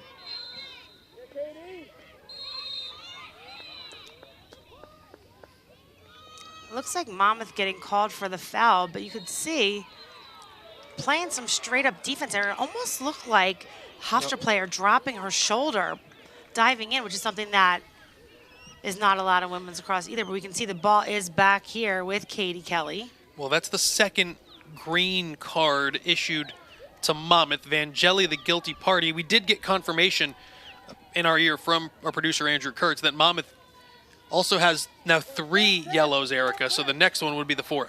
Yeah, that's right. So the green cards don't count toward that cumulative total of cards that would make the next card unreleasable. But if Monmouth were to find themselves in a position with another player penalized with a yellow card, that means that the subsequent cards would be unreleasable and they would have to sit out for the entirety of the 2-minute penalty, regardless of if and how many goals Hofstra is able to string together in that time.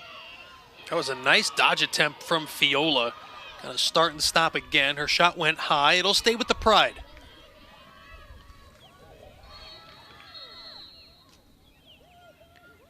A whistle here, and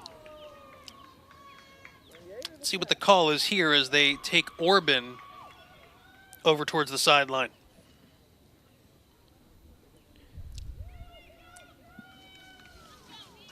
You see Vangeli's already seated on the stairs there. Is that the 4th? They gave Orban a yellow? And she looks as confused as we are. And you can see Coach Kasner questioning what that was for as well. Really unfortunate as you take a look at that camera angle with 2 white shirts sitting there in that penalty box at a time where Monmouth only has a lead by 1 goal. So really important chance here for Hofstra to take advantage of that. And we just got word that unsportsmanlike conduct is the reason that Orban was sent out, which is something, knowing her as a person, as a player, I'm a little surprised here, but obviously the official heard or saw something that we can't hear from our vantage point. Monmouth with possession, really important that they can hold on to that to hopefully get some numbers back in their favor. Yeah, Gia Mitchell with her biggest stop of the afternoon with Monmouth down 2 players. Oh, they'd love to get into the 4th quarter with a lead or even tied.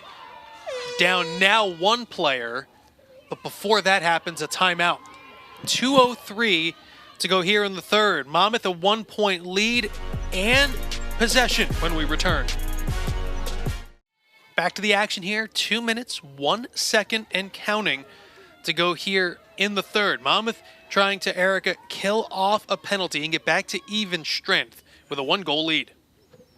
Right, we can see that Monmouth has the ball here. There is just over a minute left on this penalty where they are a player down. They'll have to make something happen because the shot clock will not allow them to burn this penalty completely. You can see Brock there just taking her time holding the ball.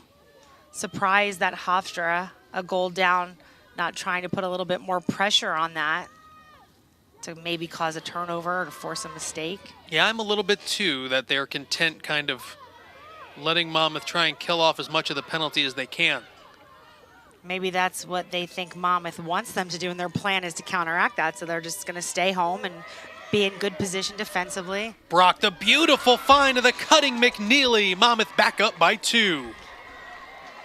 Really good for Monmouth to be able to make something out of that. We'll take another look at that, and it was interesting because I was just thinking to myself, McNeely, who we've seen her a lot throughout this game, but we haven't seen her finish, and she does that so well. Really nice feed from Brock to Danielle McNeely inside, and a really important timing for that goal, too, for Monmouth. McNeely, you can see just a step in front of her defender. She catches the ball, and she's able to turn that wrist to get it back inside of that right pipe, which is a hard save for a right-handed goalie to make. It's kind of that sweet spot, that mid-side, or mid-height, I should say, of the non-stick side. That's that hardest spot to get that stick all the way around to make that save. Now Monmouth weathering a little bit of that Hofstra storm.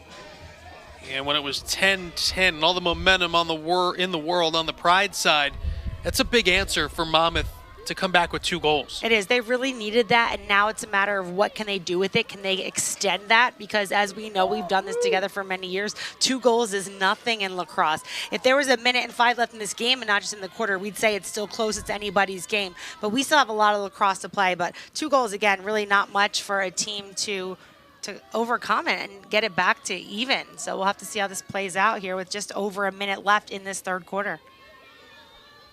Yeah, the way that this game has gone, like, your kind of mental clock tells you it should be later than it is, but because of all those first half goals, it's gonna, I mean, it's already been an hour 45, and here we are just late in the third. Yeah, and I usually factor about 2 hours per game, so we're definitely running on the longer side today, but I think you're right. It has to do with all the goals, all the coming back to the draw, setting it up, takes some time. You couple that with the 3 different seasons that we've had today, and it definitely makes for a full Saturday here on the first day of April.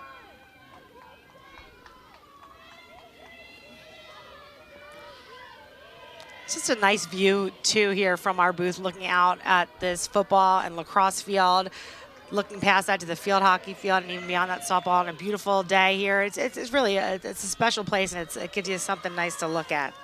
That's our view. There's our view. It's a good one. There you go. You ask for it, and you get to see it from our crew. A big stop here from Cardello late in the third probably gets us to the end of the quarter. And the freshman keeper keeping it 12-10, and she will be very content to let the final 3 seconds fall off of the clock. So after Hofstra rallies to tie the match at 10, Monmouth gets the last 2 goals of the quarter, and they take a 12-10 lead into the fourth. Bring it back. Yeah, one of the reasons why I think we have a game as close as we do is due to these 2 players, Cardello and Mitchell, respective goalkeepers for their teams, both true freshmen, doing a really good job today. And I think one of the main reasons why this game is as close as it is, just 2 goals separates Monmouth from Hofstra as we head into the fourth quarter.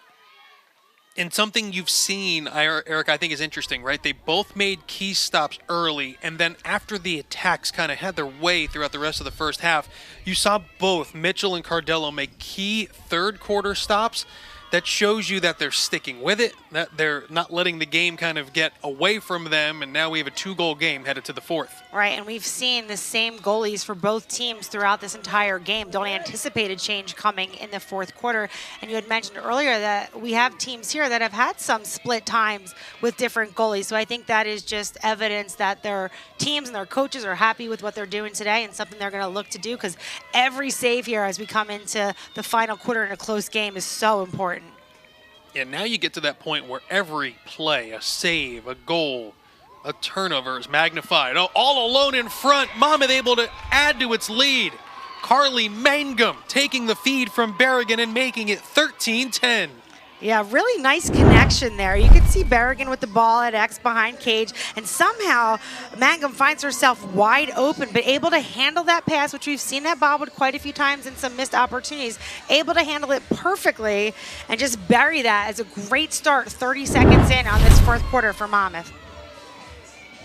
You know, it's nice that we've seen Mangum, 6th goal you can see of the season on our graphics. She doesn't score that much. That's a really importantly timed goal there. Another fun celebration, as you can see over there on the sideline. And what I was about to say, it's really nice, though, that we've seen some of these other players who often play more supporting roles or maybe play more on the other side of the ball, stepping up with the goal-scoring production today. I was going to say earlier we hadn't seen McNeely score, and then she scored. So you know what I'm going to say now? We haven't seen Brennan score yet today. You're right. So maybe that juju will give her a little juice going into this fourth quarter, because she scored in 28 straight games. That brings us to last season. And I know she's such a great player. She's so versatile. She's such a great kid. She just loves lacrosse so much. And I don't think she's necessarily one that's harping on a stat or a number, but it's such an important one, I think, to show how consistently she plays, and I'm sure it's one she'd like to keep living. Ensuing draw won by Katie Kelly. That goal from Carly Mangum is the 40th in her career. And now Hofstra will try to launch its comeback bid again. They were down 10-5, and now they find themselves down 13-10 in the fourth. as it looks like Monmouth's Brianna Falco will be sent off here.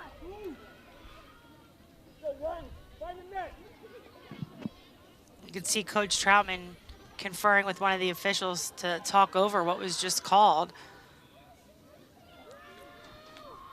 It looks like a green card 1-minute penalty in which the Monmouth head coach, though, is in need of more of an explanation. Right, and that's our third green card for Monmouth of the game. And I have to tell you, I've gone through seasons without seeing 3 green cards, and we've seen 3 today.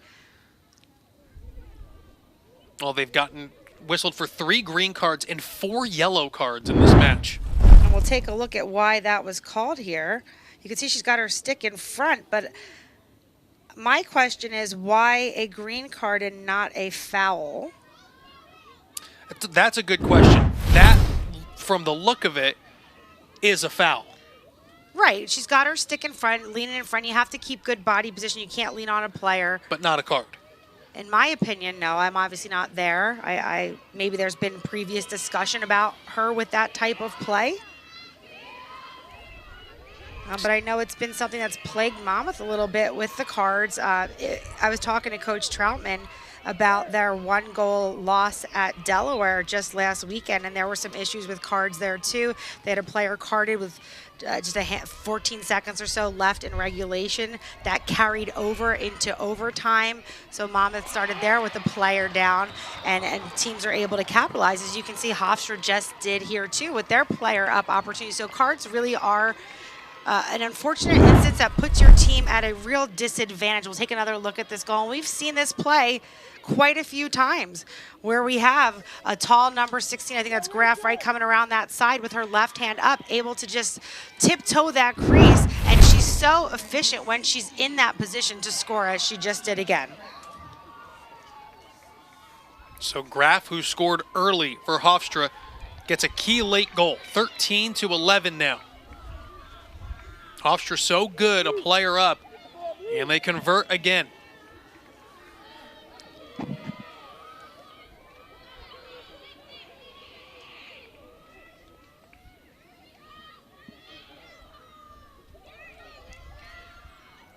You can see there's still some conversation on our broadcast here between head coach Jordan Troutman, Christy Kasner listening on with the official, talking about this card situation, I would imagine.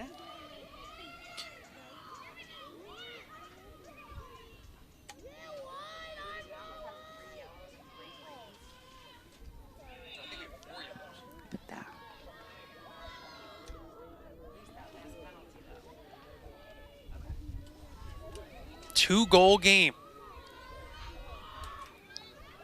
Tell how important this one is for both sides. Hofstra looking for their first CAA win of the year. Monmouth looking to improve to 2-1 in league play. And both of Monmouth's first 2 CAA games have been 1-goal games. Draw one by Courtney Carollo as the Pride look to again make it a 1-goal game. Good movement here. Here's Wygand. Settled action for the Pride with Carrie Walzer in a 13-11 game.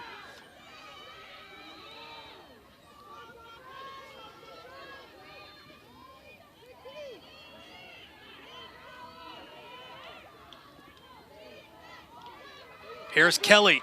It opens up and she finishes. It's 13-12 with 13 minutes remaining. Our impact player, there she is again. Katie Kelly finding herself wide open at the top of the 8. Nice little weave pattern, good ball movement from Hofstra. They're really excited about that one. You can see as they just caught the Monmouth defense off guard and unable to pick her up high up with that strong hand up. But again, look how far she brings her stick back and just cranks it past Mitchell to close this gap here within a goal. Well, the 2 of the Monmouth defenders, you can see they were even arms up. They followed kind of the cutter, right, and the screen away, and it opened things up for Kelly, who now has 9 goals in her last 2 games. And quick ball movement is what makes it so hard for defenders. When you're moving the ball around and they constantly have to talk, they constantly have to switch, they have to slide, they have to drop, that's when you find those moments where you have a player who does have some space to work with. when you hold the ball too long in one spot or one player hangs onto it for too long, you don't really move around, it's easier for the defense. They kind of find their ground. They're standing around. They're not moving and reacting as much. But when you can move the ball quickly, it requires the defense to constantly react. Sometimes you find yourself in those positions, even if it's just for a couple of seconds, and that's all you need with the player open. And a great job finishing for Kelly on that one. 13-12, and the ensuing draw won with one arm in the air by Orban. Orban's so good. She's so strong. We talked about that with her just a couple weeks ago with that one-handed grab. And we've seen that from both teams, and I think it's just a testament to how skilled and strong these players are, that they just have so many different ways to come up with the ball. It was an all-conference competitor for Vanderbilt, and they're right on cue. A huge goal for Monmouth's Marissa Laguerra. Yeah, really nice feed from Brock to Laguerra then. Laguerra's done a nice job in this game, playing more than she typically does. Player that gets a lot of time off the bench, but again, just like on the opposite end on this ensuing drive, she finds herself wide open at the top of the 8. Great low finish. And continue, both teams just firing on all cylinders, making things happen. It is a battle. Well, she almost was able to just kind of quietly sneak right behind the defense. And now 2 goals for the senior from Ellicott City, Maryland this afternoon in a 14-12 game.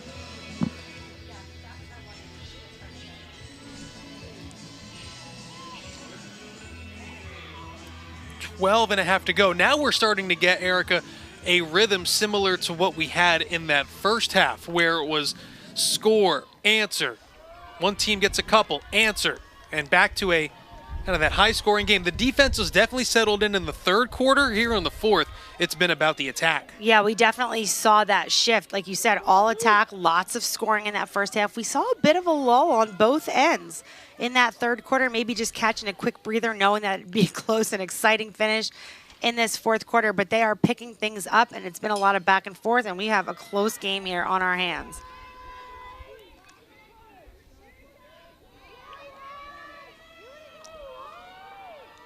Go back to the draw. We know Carollo for Hofstra. And it was Brock for Monmouth as Carollo wins it easy.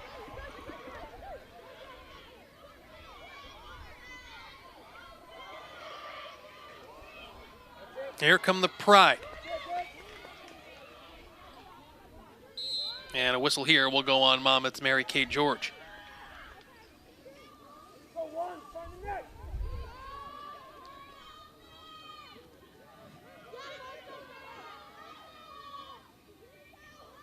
We've seen this weave action be so successful for Hofstra.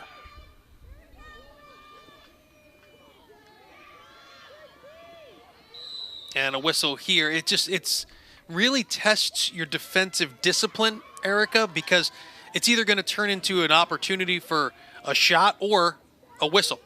Yeah, most often that is the case. And they weren't able to get a shot off on that last one, and I think Monmouth did a better job of working through it. It requires a lot of communication up top with those flick passes, with those weaves. Are you fighting through to stay on your player? Are you switching with another defender? And that takes a lot of communication, and that's something that Monmouth is really good at because they have an experienced veteran core of defenders that work really well together. Good ball movement here from Hofstra. Now they'll back things out with Carrie Walzer. 40 seconds to shoot. Walzer getting to her right hand, going low, and it's scooped up. It looked like Mitchell got a piece. I don't know if it was with her foot or with her stick, and Feely right there to get that ground ball pickup to get Monmouth started on their transition. And McNeely, who didn't put up as many numbers today, we talked about her most recent goal, but she's just so fast on the transition, and she's done such a good job carrying the ball throughout this game for Monmouth. And Monmouth with good backup there. 2 players behind the goal.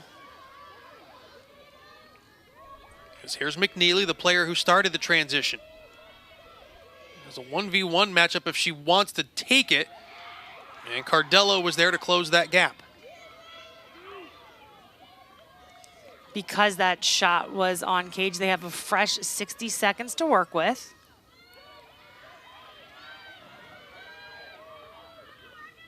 Brennan gets to her right hand, and the closest player there, a Hofstra defender. Yeah, another big save there from Cardello, keeping this game nice and close.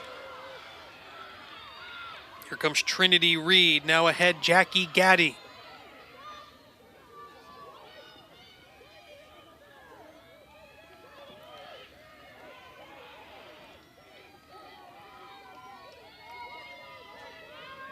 Coming up on the 10-minute mark here in the fourth quarter.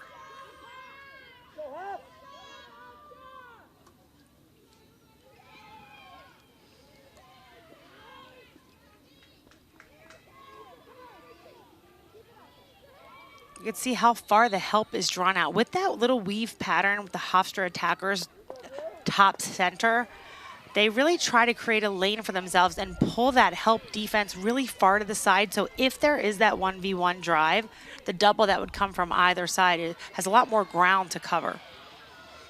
Well, the whistle here is, it was Walzer who turned the corner and a Monmouth defender hit the deck. So Walzer with the free position chance. Hofstra's done a nice job so far this afternoon capitalizing on these opportunities. Another one right there, like clockwork for Walzer. Yeah, they're now 5 for 7 on free position chances. That stat, Erica, is what's keeping them in this game. Now a 1-point game again. Absolutely. I think it's been a combination of some big saves at really timely points for Cardello and just the ability to convert so confidently on those free positions. So important for Monmouth to be selective with their shots, as Cardello has really stepped up big in this second half. And defensively, just doing their best job, which is hard. You want to play aggressively, you want to put pressure on ball, but trying not to foul in that critical scoring area, because Hofstra has done such a good job of converting on those chances. Walzer's 20th, 14-13, a 1-goal game. She's now scored a goal in 10 of 12 games that the Pride have been in this season.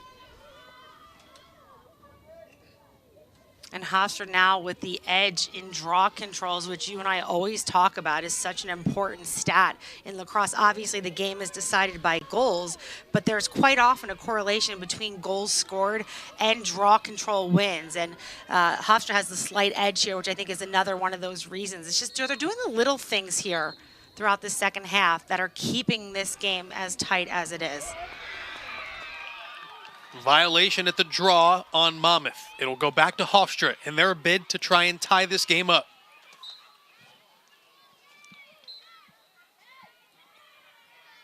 Couple of fouls called against Monmouth. It will allow the Pride, with now 9:30 remaining, to get organized here in their bid to tie the match. You see Allie Major and Mary Kate George had a really nice double there on ball, trying to cause that turnover. Just a little bit too much action with both the bodies and the sticks. Keeps the ball with the blue. It was just a free position finish for Walzer to make it 14-13.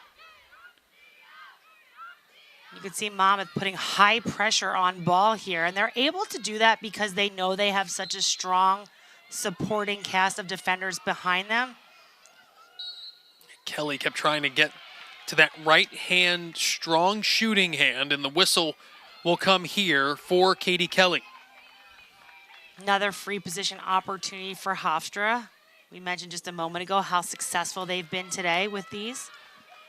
Well, specifically Kelly, who of those 4 goals, I believe 3 of them have come on free positions. Yeah, she's just so confident here on the line. She's got a plan in her head. She knows what she wants to do. She's got that big cradle behind her, hiding her stick, making it so hard for keepers like Gia Mitchell to make the stop. And she converts again, and this one ties the game. The second straight game Katie Kelly has had 5 goals, and we're all square at 14.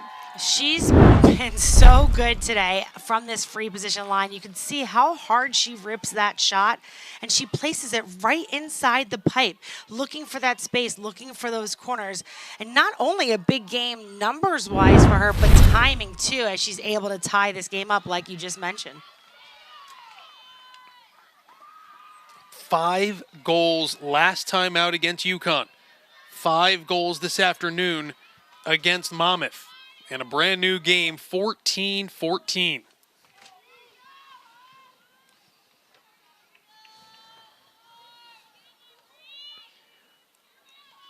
8:51 remaining in the fourth. You have Brock and Carollo at that center draw circle.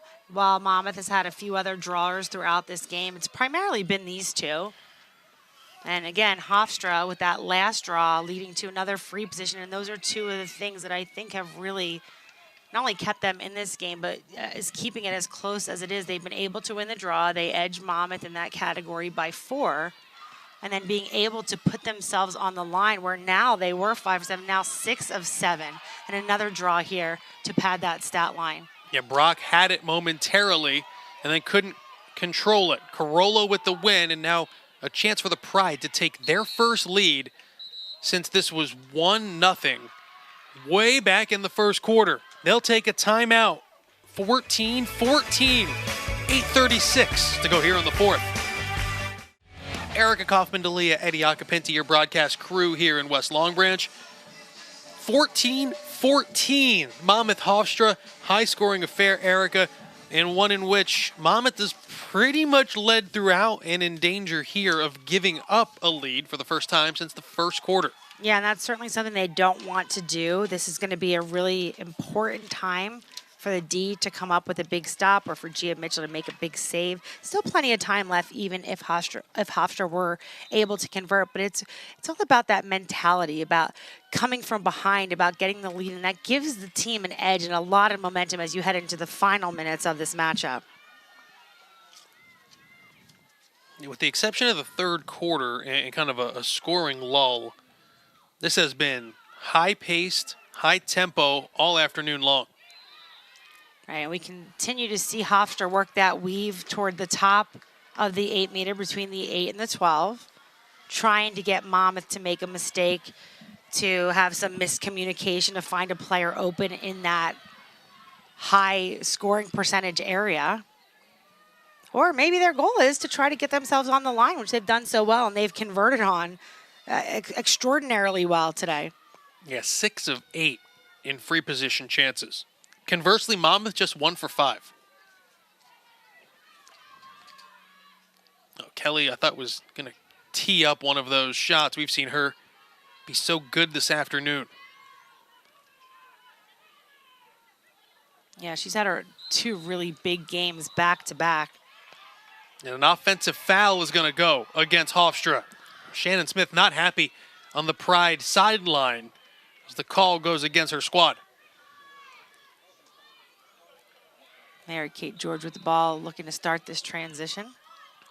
Getting called back to the spot of the foul.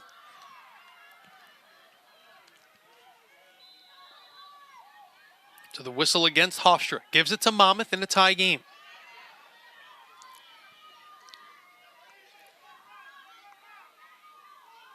Definitely not what Hofstra wanted to do there. They've been so effective in their attacking unit throughout the latter part of this game.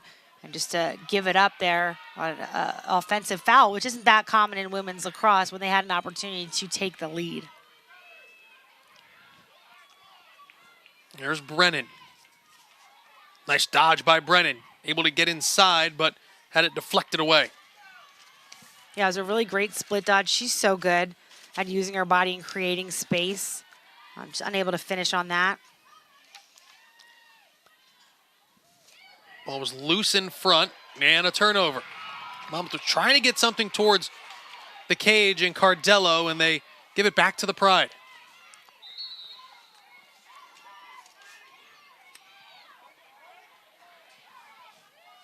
We've seen so many goals. We've seen so much great attack play, Erica. Now you get to that nitty-gritty of the game. These final few possessions each way are going to go a long way into telling the story of who comes out of here with a win. Yeah, that's exactly right. Every possession matters so much. Any of them could be the eventual decider.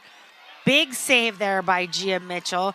Not only another just important save from an overall standpoint of her performance today, but the timing of that. Again, not only does it not allow Hofstra to take a lead, but now we have Monmouth working the ball back and they're attacking 30.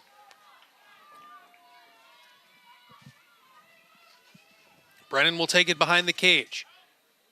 Brennan will shoot wide, and right where it needed to be, defender was Trinity Reed as we go back to that previous Gia Mitchell save. Yeah, big save there from Gia. Looks like it might have had contact with the foot, but eventually makes its way into her stick, which is even better because a foot save is great. It keeps the ball out of the cage, but now it's a 50-50 ball. So for her to be able to snatch that up so quickly and get possession back, a really big, important play there from a freshman goalie. And these defenses are settling in here. After it looked like this fourth quarter was going to be all attack all the time. Here is Walzer. You can see Hofstra really likes to keep this ball up top, high off the 8-meter, but attacking from the top center hash, which is so hard for a goalie because it can go either way. You can really drive right, you can drive left, you can score in a number of different areas. It's hard to take options away when you have an attacker coming down with a head full of steam straight onto you. Kelly hasn't missed a whole bunch. When she turned the corner, I think she thought you saw her kind of jump when the shot didn't go in. Everyone kind of expected it to, but now the senior from Comac, New York, will have another free position chance to try to untie a 14-all game. She's had such success here today. Again, coming off a huge game and an unfortunate overtime loss to Connecticut. Again, here, putting herself on that free position line. Cool as a cucumber. Look at her. She's got the big cradle behind her. She's like, I got this. Let's see if she can convert again. Oh, and for the first time today, save, the stop from Mitchell. Big save from Gia Mitchell. Again, not only a big save to stop the leading scorer of Hofstra from converting on yet another free position opportunity, but the timing, just like the last one. You can see there's some argument here from a Hofstra player with an official, but we'll take another look at Gia Mitchell's stop here on Katie Kelly's free position opportunity. Just able to get a stick on that. You could see her hustle coming out of the cage, really trying to keep possession with her team. Yeah, that stoppage was to reset the shot clock with 4 minutes and 20 seconds left. 1v1 chance for Walzer.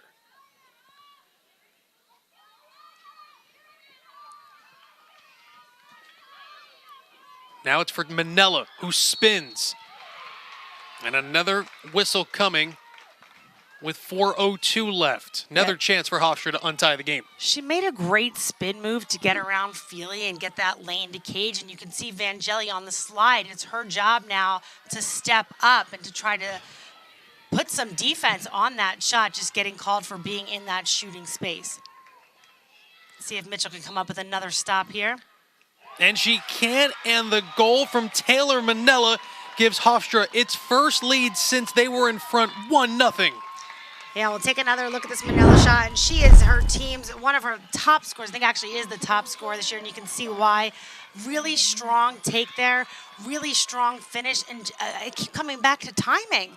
But timing is so important because with just inside of 4 minutes left in this game, Hofstra's got a lead, and they're really excited to see if they can extend that heading through the final portion of this game.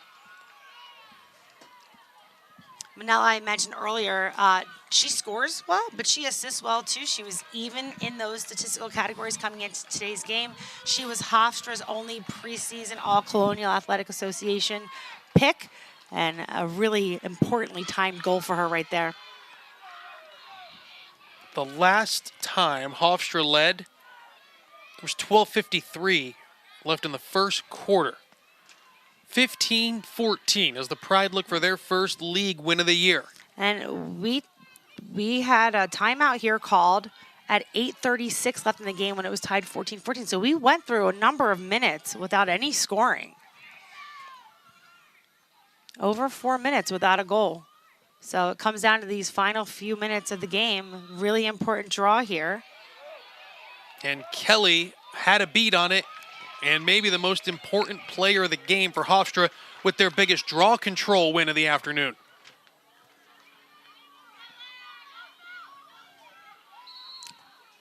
And a whistle here right near midfield. Ooh, Big collision. Yeah, over on the sideline with Brennan, trying to slow the transition down.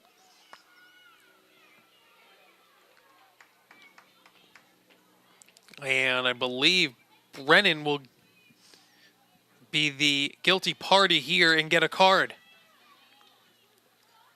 It'll be a 1-minute penalty with Monmouth trailing by 1 with 3 minutes, 37 seconds now left. Yeah, not a position they want to find themselves in with just over 3.5 minutes, like you said, left with Hofstra possession and a 1-goal lead. Hofstra will certainly look to take advantage of this player up opportunity to maybe even take a little time off the clock with the lead and then work with the player up to get a really high percentage shot off before this penalty expires. Well, they're going to take time here. You can see. And it looks like it was another green card because we're inside 35 seconds already, so it must have been a 1-minute penalty. We'll see how much time Hofstra elects to take off the clock and try to capitalize a player up. I would imagine they'll take as much as they can and then create something. And I'm sure they have plenty of options in their arsenal of what are those high percentage scoring opportunities to put themselves in to score what they hope will be a second goal to lead. Miss pass there, opportunity for Mom to get the ball back. And Ligera she's giving chase and she's able to scoop it up. And a huge turnover that Monmouth is forced with 2.5 to go. Here goes Brennan. Feeding in front of the goal and a whistle with 2:22 left. Yes, Brennan gave the ball to Spears, and you could see all that contact from Bryn Hefting all over her back. It was almost like Spears was surprised the whistle wasn't blown sooner. See if Monmouth can capitalize on this like Hofstra has done repeatedly throughout this game. Yeah, big spot here for Spears, who's got 3 goals and 2 assists on the afternoon. Big free position for the junior from Maryland. See Spears right to the left of your screen. Couple of steps forward and ties the match, 15-all. Really nice take there from Spears at a really important time in this matchup. We're back to 15 apiece. You can see the excitement from the Monmouth bench. We'll take another look at this free position opportunity. She does take the opportunity to take some steps in. Just a really well-placed shot in that top right corner. Puts it right past Cardella to give us a tied game with 2:20 left. 4th goal of the afternoon for Ella Spears. And now, with 2:20 left, 90 on the shot clock, I don't think it's hyperbole to say, this is a pretty important draw control. Oh, absolutely. Every draw is important throughout the course of a lacrosse game, but as you get into these final minutes in a close game, it really, I feel like I've said it a couple times, it can be a difference maker because we only have 1:30 for a team to work with. We have 2:20 left in the contest, so we're looking at potentially only 2 more possessions throughout the final minutes of this game today.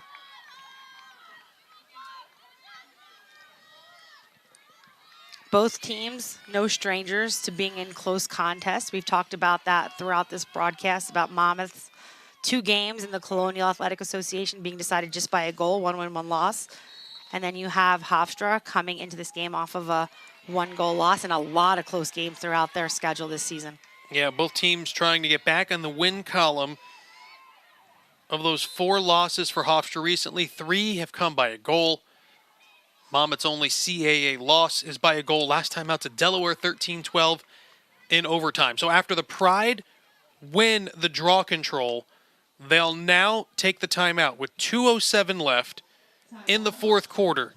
They just had a short-lived lead, Erica, for the first time since the 1st quarter, and now they'll have a chance to regain a lead late in the 4th quarter here. Yeah, so you can see the team conferring and coming up, drawing up what their next play will be, really keeping the team calm and composed and figuring out what they want to do with this possession to hopefully get the lead again. And Erica, one of the players they might rely on to do that is our impact player, Katie Kelly, who's been great. Yeah, she's really done so much for the attacking unit of Hofstra today. A lot of her goals coming off that free position line, 5 on the day. She had 5 in her last game out Tuesday against Connecticut, so she really has a hot hand right now for Hofstra. See a lot of those, like Erica said, on the free position. Those power shots have been key. 5 goals for the 2nd straight game for Hofstra's Katie Kelly. Yeah. And they get her involved in that weave action, too, and it sets up those free positions. And I wouldn't be surprised if what they're drawing up right now on the side or even just discussing, because I'm sure they have those plays already pre-planned, that she'd be involved in that in some capacity. She's done such a good job on the draw. She has 7 draws. We keep talking about her scoring. She has 7 draw controls. So that's an impressive stat, too. But she's just done such a nice job finishing, and I would be surprised if she's not involved in a major way in either taking this shot or getting herself on the line for another free position opportunity. Kelly and Walzer having a conversation here. 82 on the shot clock. In your screen, you can see it. 2:07 remaining here in the 4th. We'll see what Hofstra drew up in that timeout with Shannon Smith. Trying to break the tie again. Trying to get its first CAA win of the season. Oh, and Coletti not on the same page with Graff. Good hustle on that far side. It was Taylor Manella saving the day. Yeah, really important ground ball pickup and just a great hustle to keep the ball with her and her team. Oh, and she falls loose. Yep, it was Coletti. And another one, those ground balls are always important. Those are hustle stats. But again, we talk about timing a lot. And in a close game, everything comes down to timing. And 2 in a row where Hofstra was just able to out-hustle Monmouth to keep the ball with their team. Shot from Graff went wide. Still 30 seconds to shoot. Now Kelly has it. They clear things away for her, and then she finds a teammate, Walzer, who gives Hofstra the lead with 1 minute and 1 second left. And Monmouth defense played that well. She wasn't wide open, but all it takes is a step, a stick head in front of a player to get that shot off. So you can see her coming out with a head full of steam, and she really buried that. Walzer's had a great day and a really importantly timed goal. We come back to this, what could be the last draw, or one of, with just a minute and a second left in this contest. So whoever gets this draw, we talked about the last one being important, this one maybe even more so because the shot clock will not be a factor. If Hofstra wins this draw, they don't even have to take another shot if they can maintain possession. If Monmouth wins this draw, it's going to have to be a quick chance for them to get down to cage to have an opportunity, even a chance to tie it up. Hofstra's won 20 of the game's 33 draws. And like Erica said, this is the biggest of the afternoon.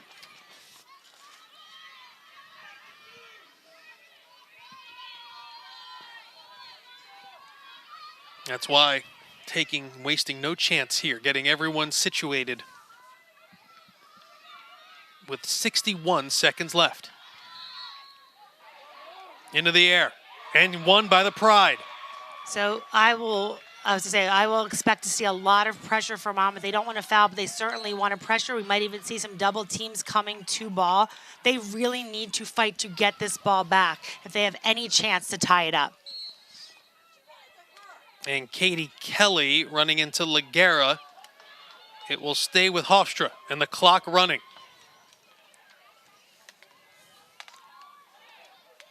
Like you said now, the onus is on Monmouth to try to force a turnover here. Loose ball.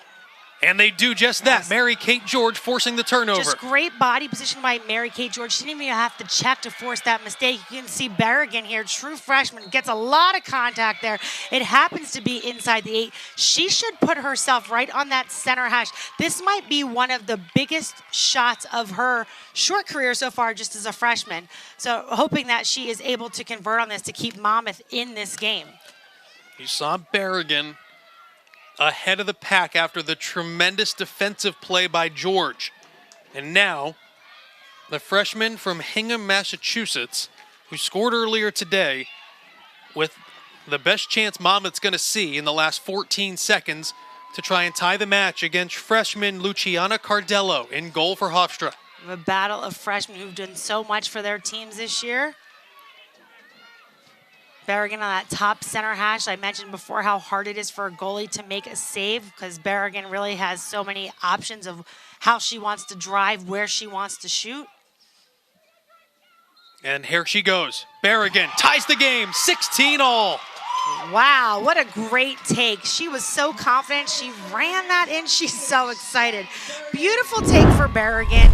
Maybe no shot more important that she's taken in her young career. Top corner. And you could see Cardello wants that one back. She's got her stick on her head. It went high stick side. Typically an easier save for a goalie to make, but really deceptive by Shea Berrigan just to run that in. She throws a little fake in and just places it right inside the pipe in that top left corner to give us a tied score with 11.9 seconds left. And we keep saying, we said the last two draws, the most important one, the most important one. We know in women's lacrosse, I know I've said this already today, it only takes a handful of seconds to win a draw and score a goal. So we'll have to see if either team is able to make something happen in these last 11 seconds. Well, we said earlier, whoever had possession last might be the team that wins. Well, if it happens in the next 11 seconds, it'll be right.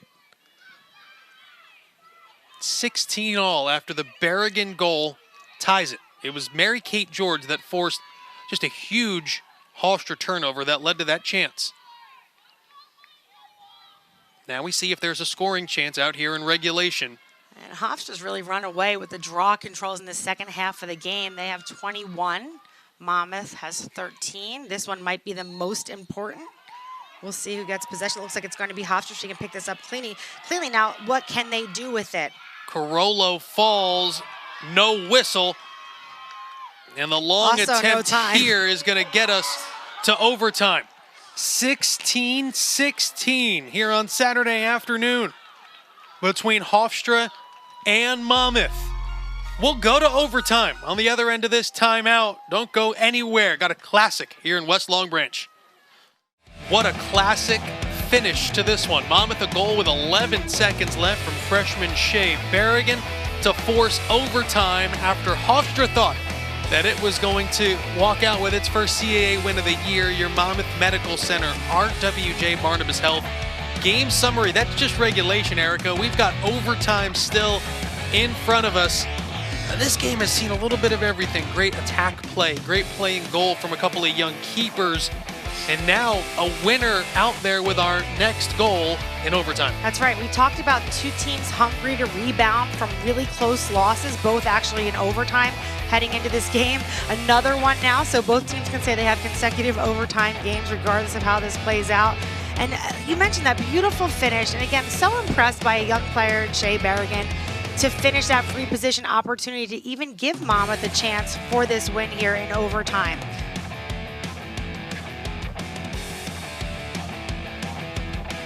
We'll have 2 3-minute halves if needed in this overtime because you mentioned it is golden goal. Yep. So that means whoever scores first will be the winner. And again, we keep talking about how the draw is important and we can't stress that enough because quite often you will see the winner of the draw able to convert on an early opportunity to end this game quickly. So we'll see how that plays out here in this overtime. Well, each team pretty familiar with overtime. It's each squad's second straight extra time game. Hofstra fell to UConn on Tuesday 14-13, while Monmouth fell last week to Delaware 13-12. Both of those matchups were overtime. It will ensure that Monmouth's third straight CAA game will be a one-goal game as they come in 1-1, while Hofstra is looking to reverse its late game luck. In their last 4, they've dropped 3 one-goal games. So now we'll head to extra time. Monmouth looking for its second CAA win of the season. The Pride looking for their first league win. 5 goals for Katie Kelly, 4 goals for Monmouth's Ella Spears. And Erica, I feel like now the point we've been making all game is just regularly holding true. Of course, this next draw is the most important because the next goal on that field here at Kessler Stadium will be our final in the 33rd of the afternoon. Right, and you can see Steiba there, number 15, got the call to take this draw, mixing it up a little bit because Monmouth did struggle later in regulation to win the draw, and we keep talking about how important it is. So mixing it up a little bit here, seeing if Steiba can reverse course on the trouble that Monmouth's had at the center circle.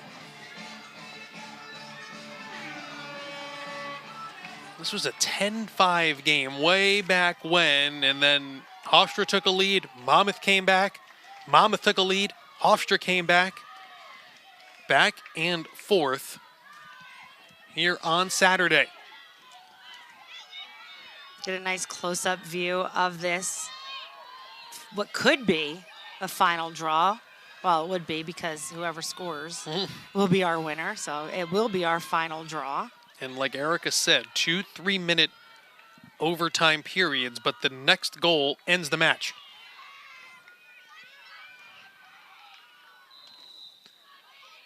And the draw, won by Hofstra and Katie Kelly. We've seen that Carollo to Kelly draw so many times this afternoon. And Hofstra will use its overtime timeout with 2:53 left. So they did that earlier in the game where they got possession and took a really early timeout, which we did not expect. And then they did it here again. And I would have thought maybe in that 5-minute break, they would have figured out if we get the draw, this is what we're going to do. But for whatever reason, I'm sure there are some that we're just unaware of. They like to take this time here to maybe settle things down, talk it through, make sure everyone knows their role for what could be the last possession if they're able to score on this.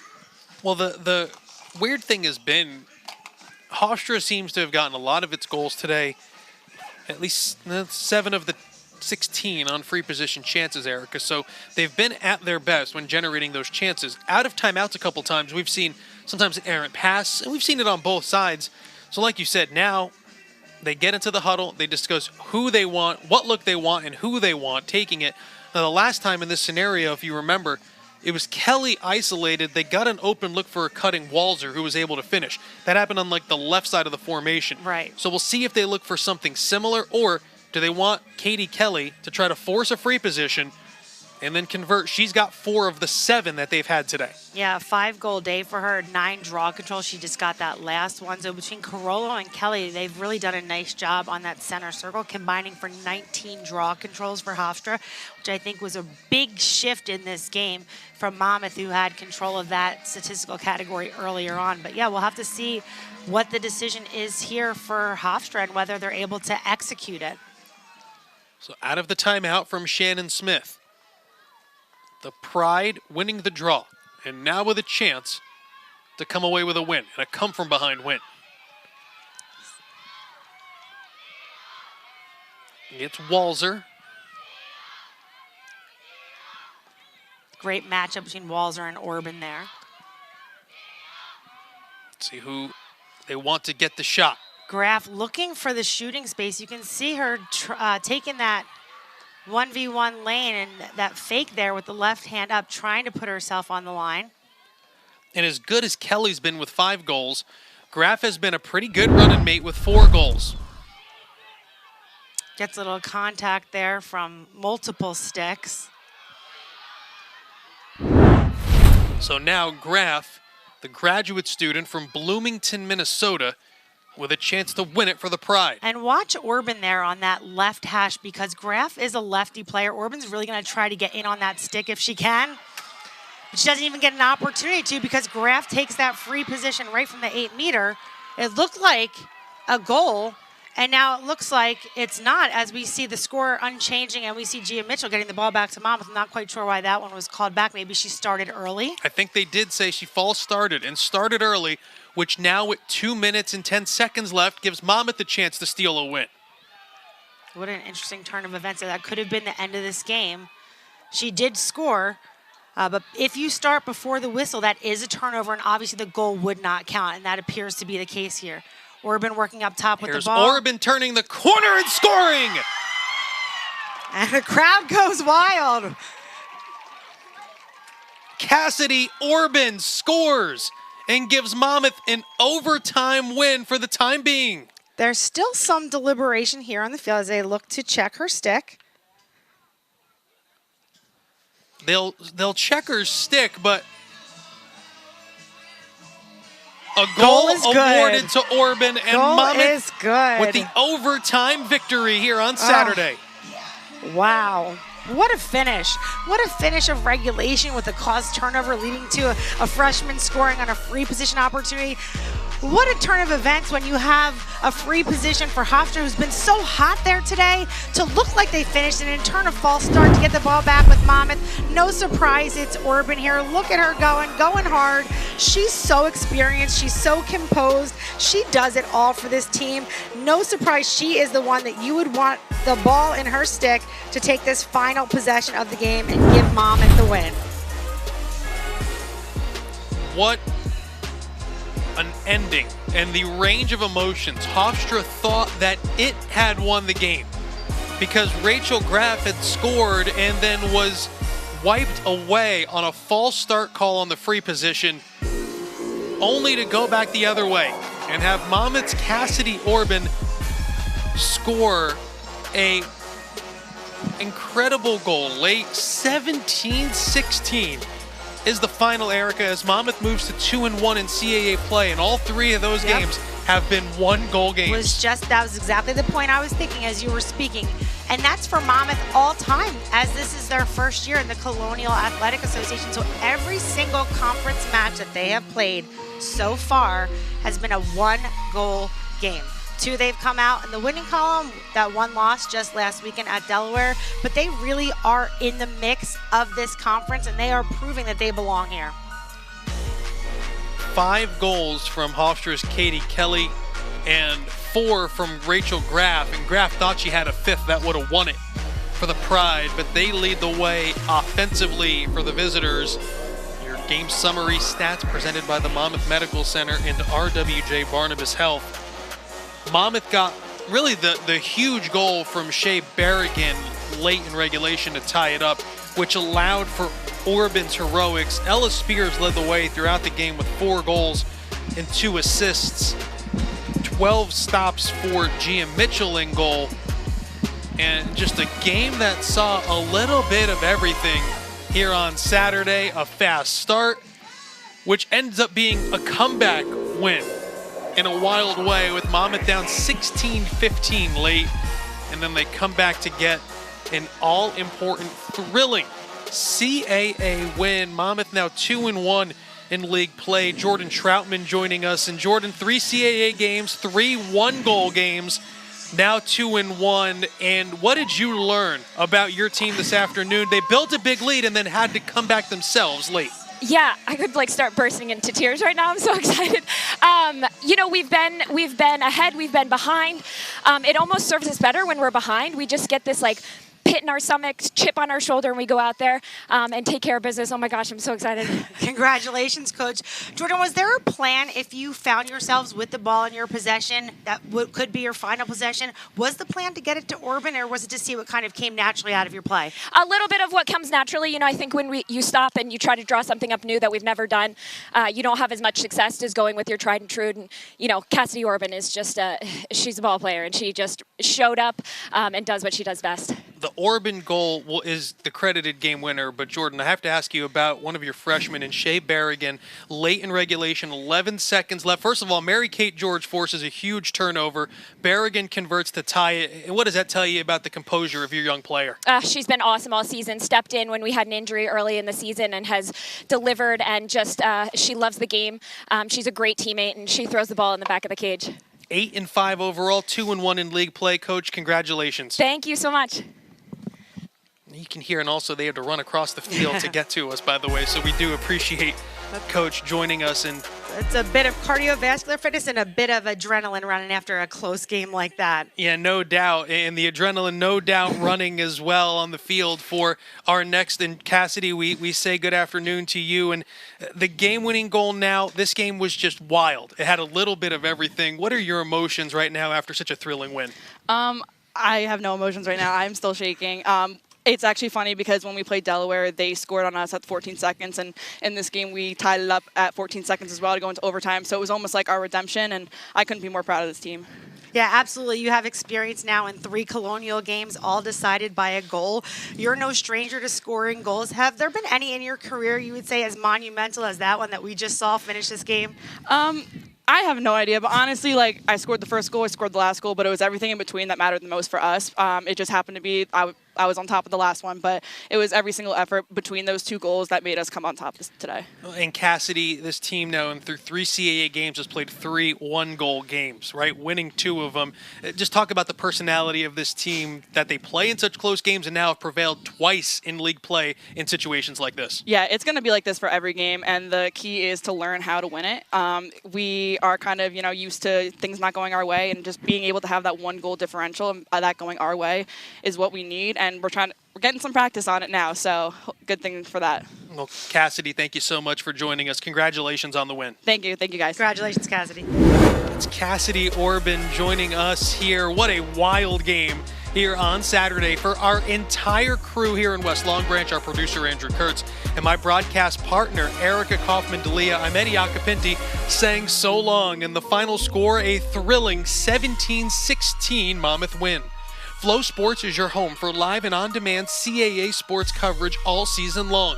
Visit flowsports.tv/CAA for more information. This has been a presentation of the Monmouth Digital Network. Monmouth's Shea Berrigan ties the game late in regulation, and it leads to the heroics from Cassidy Orban, victorious here for Monmouth in overtime over Hofstra. 17-16 in a thriller here on Saturday.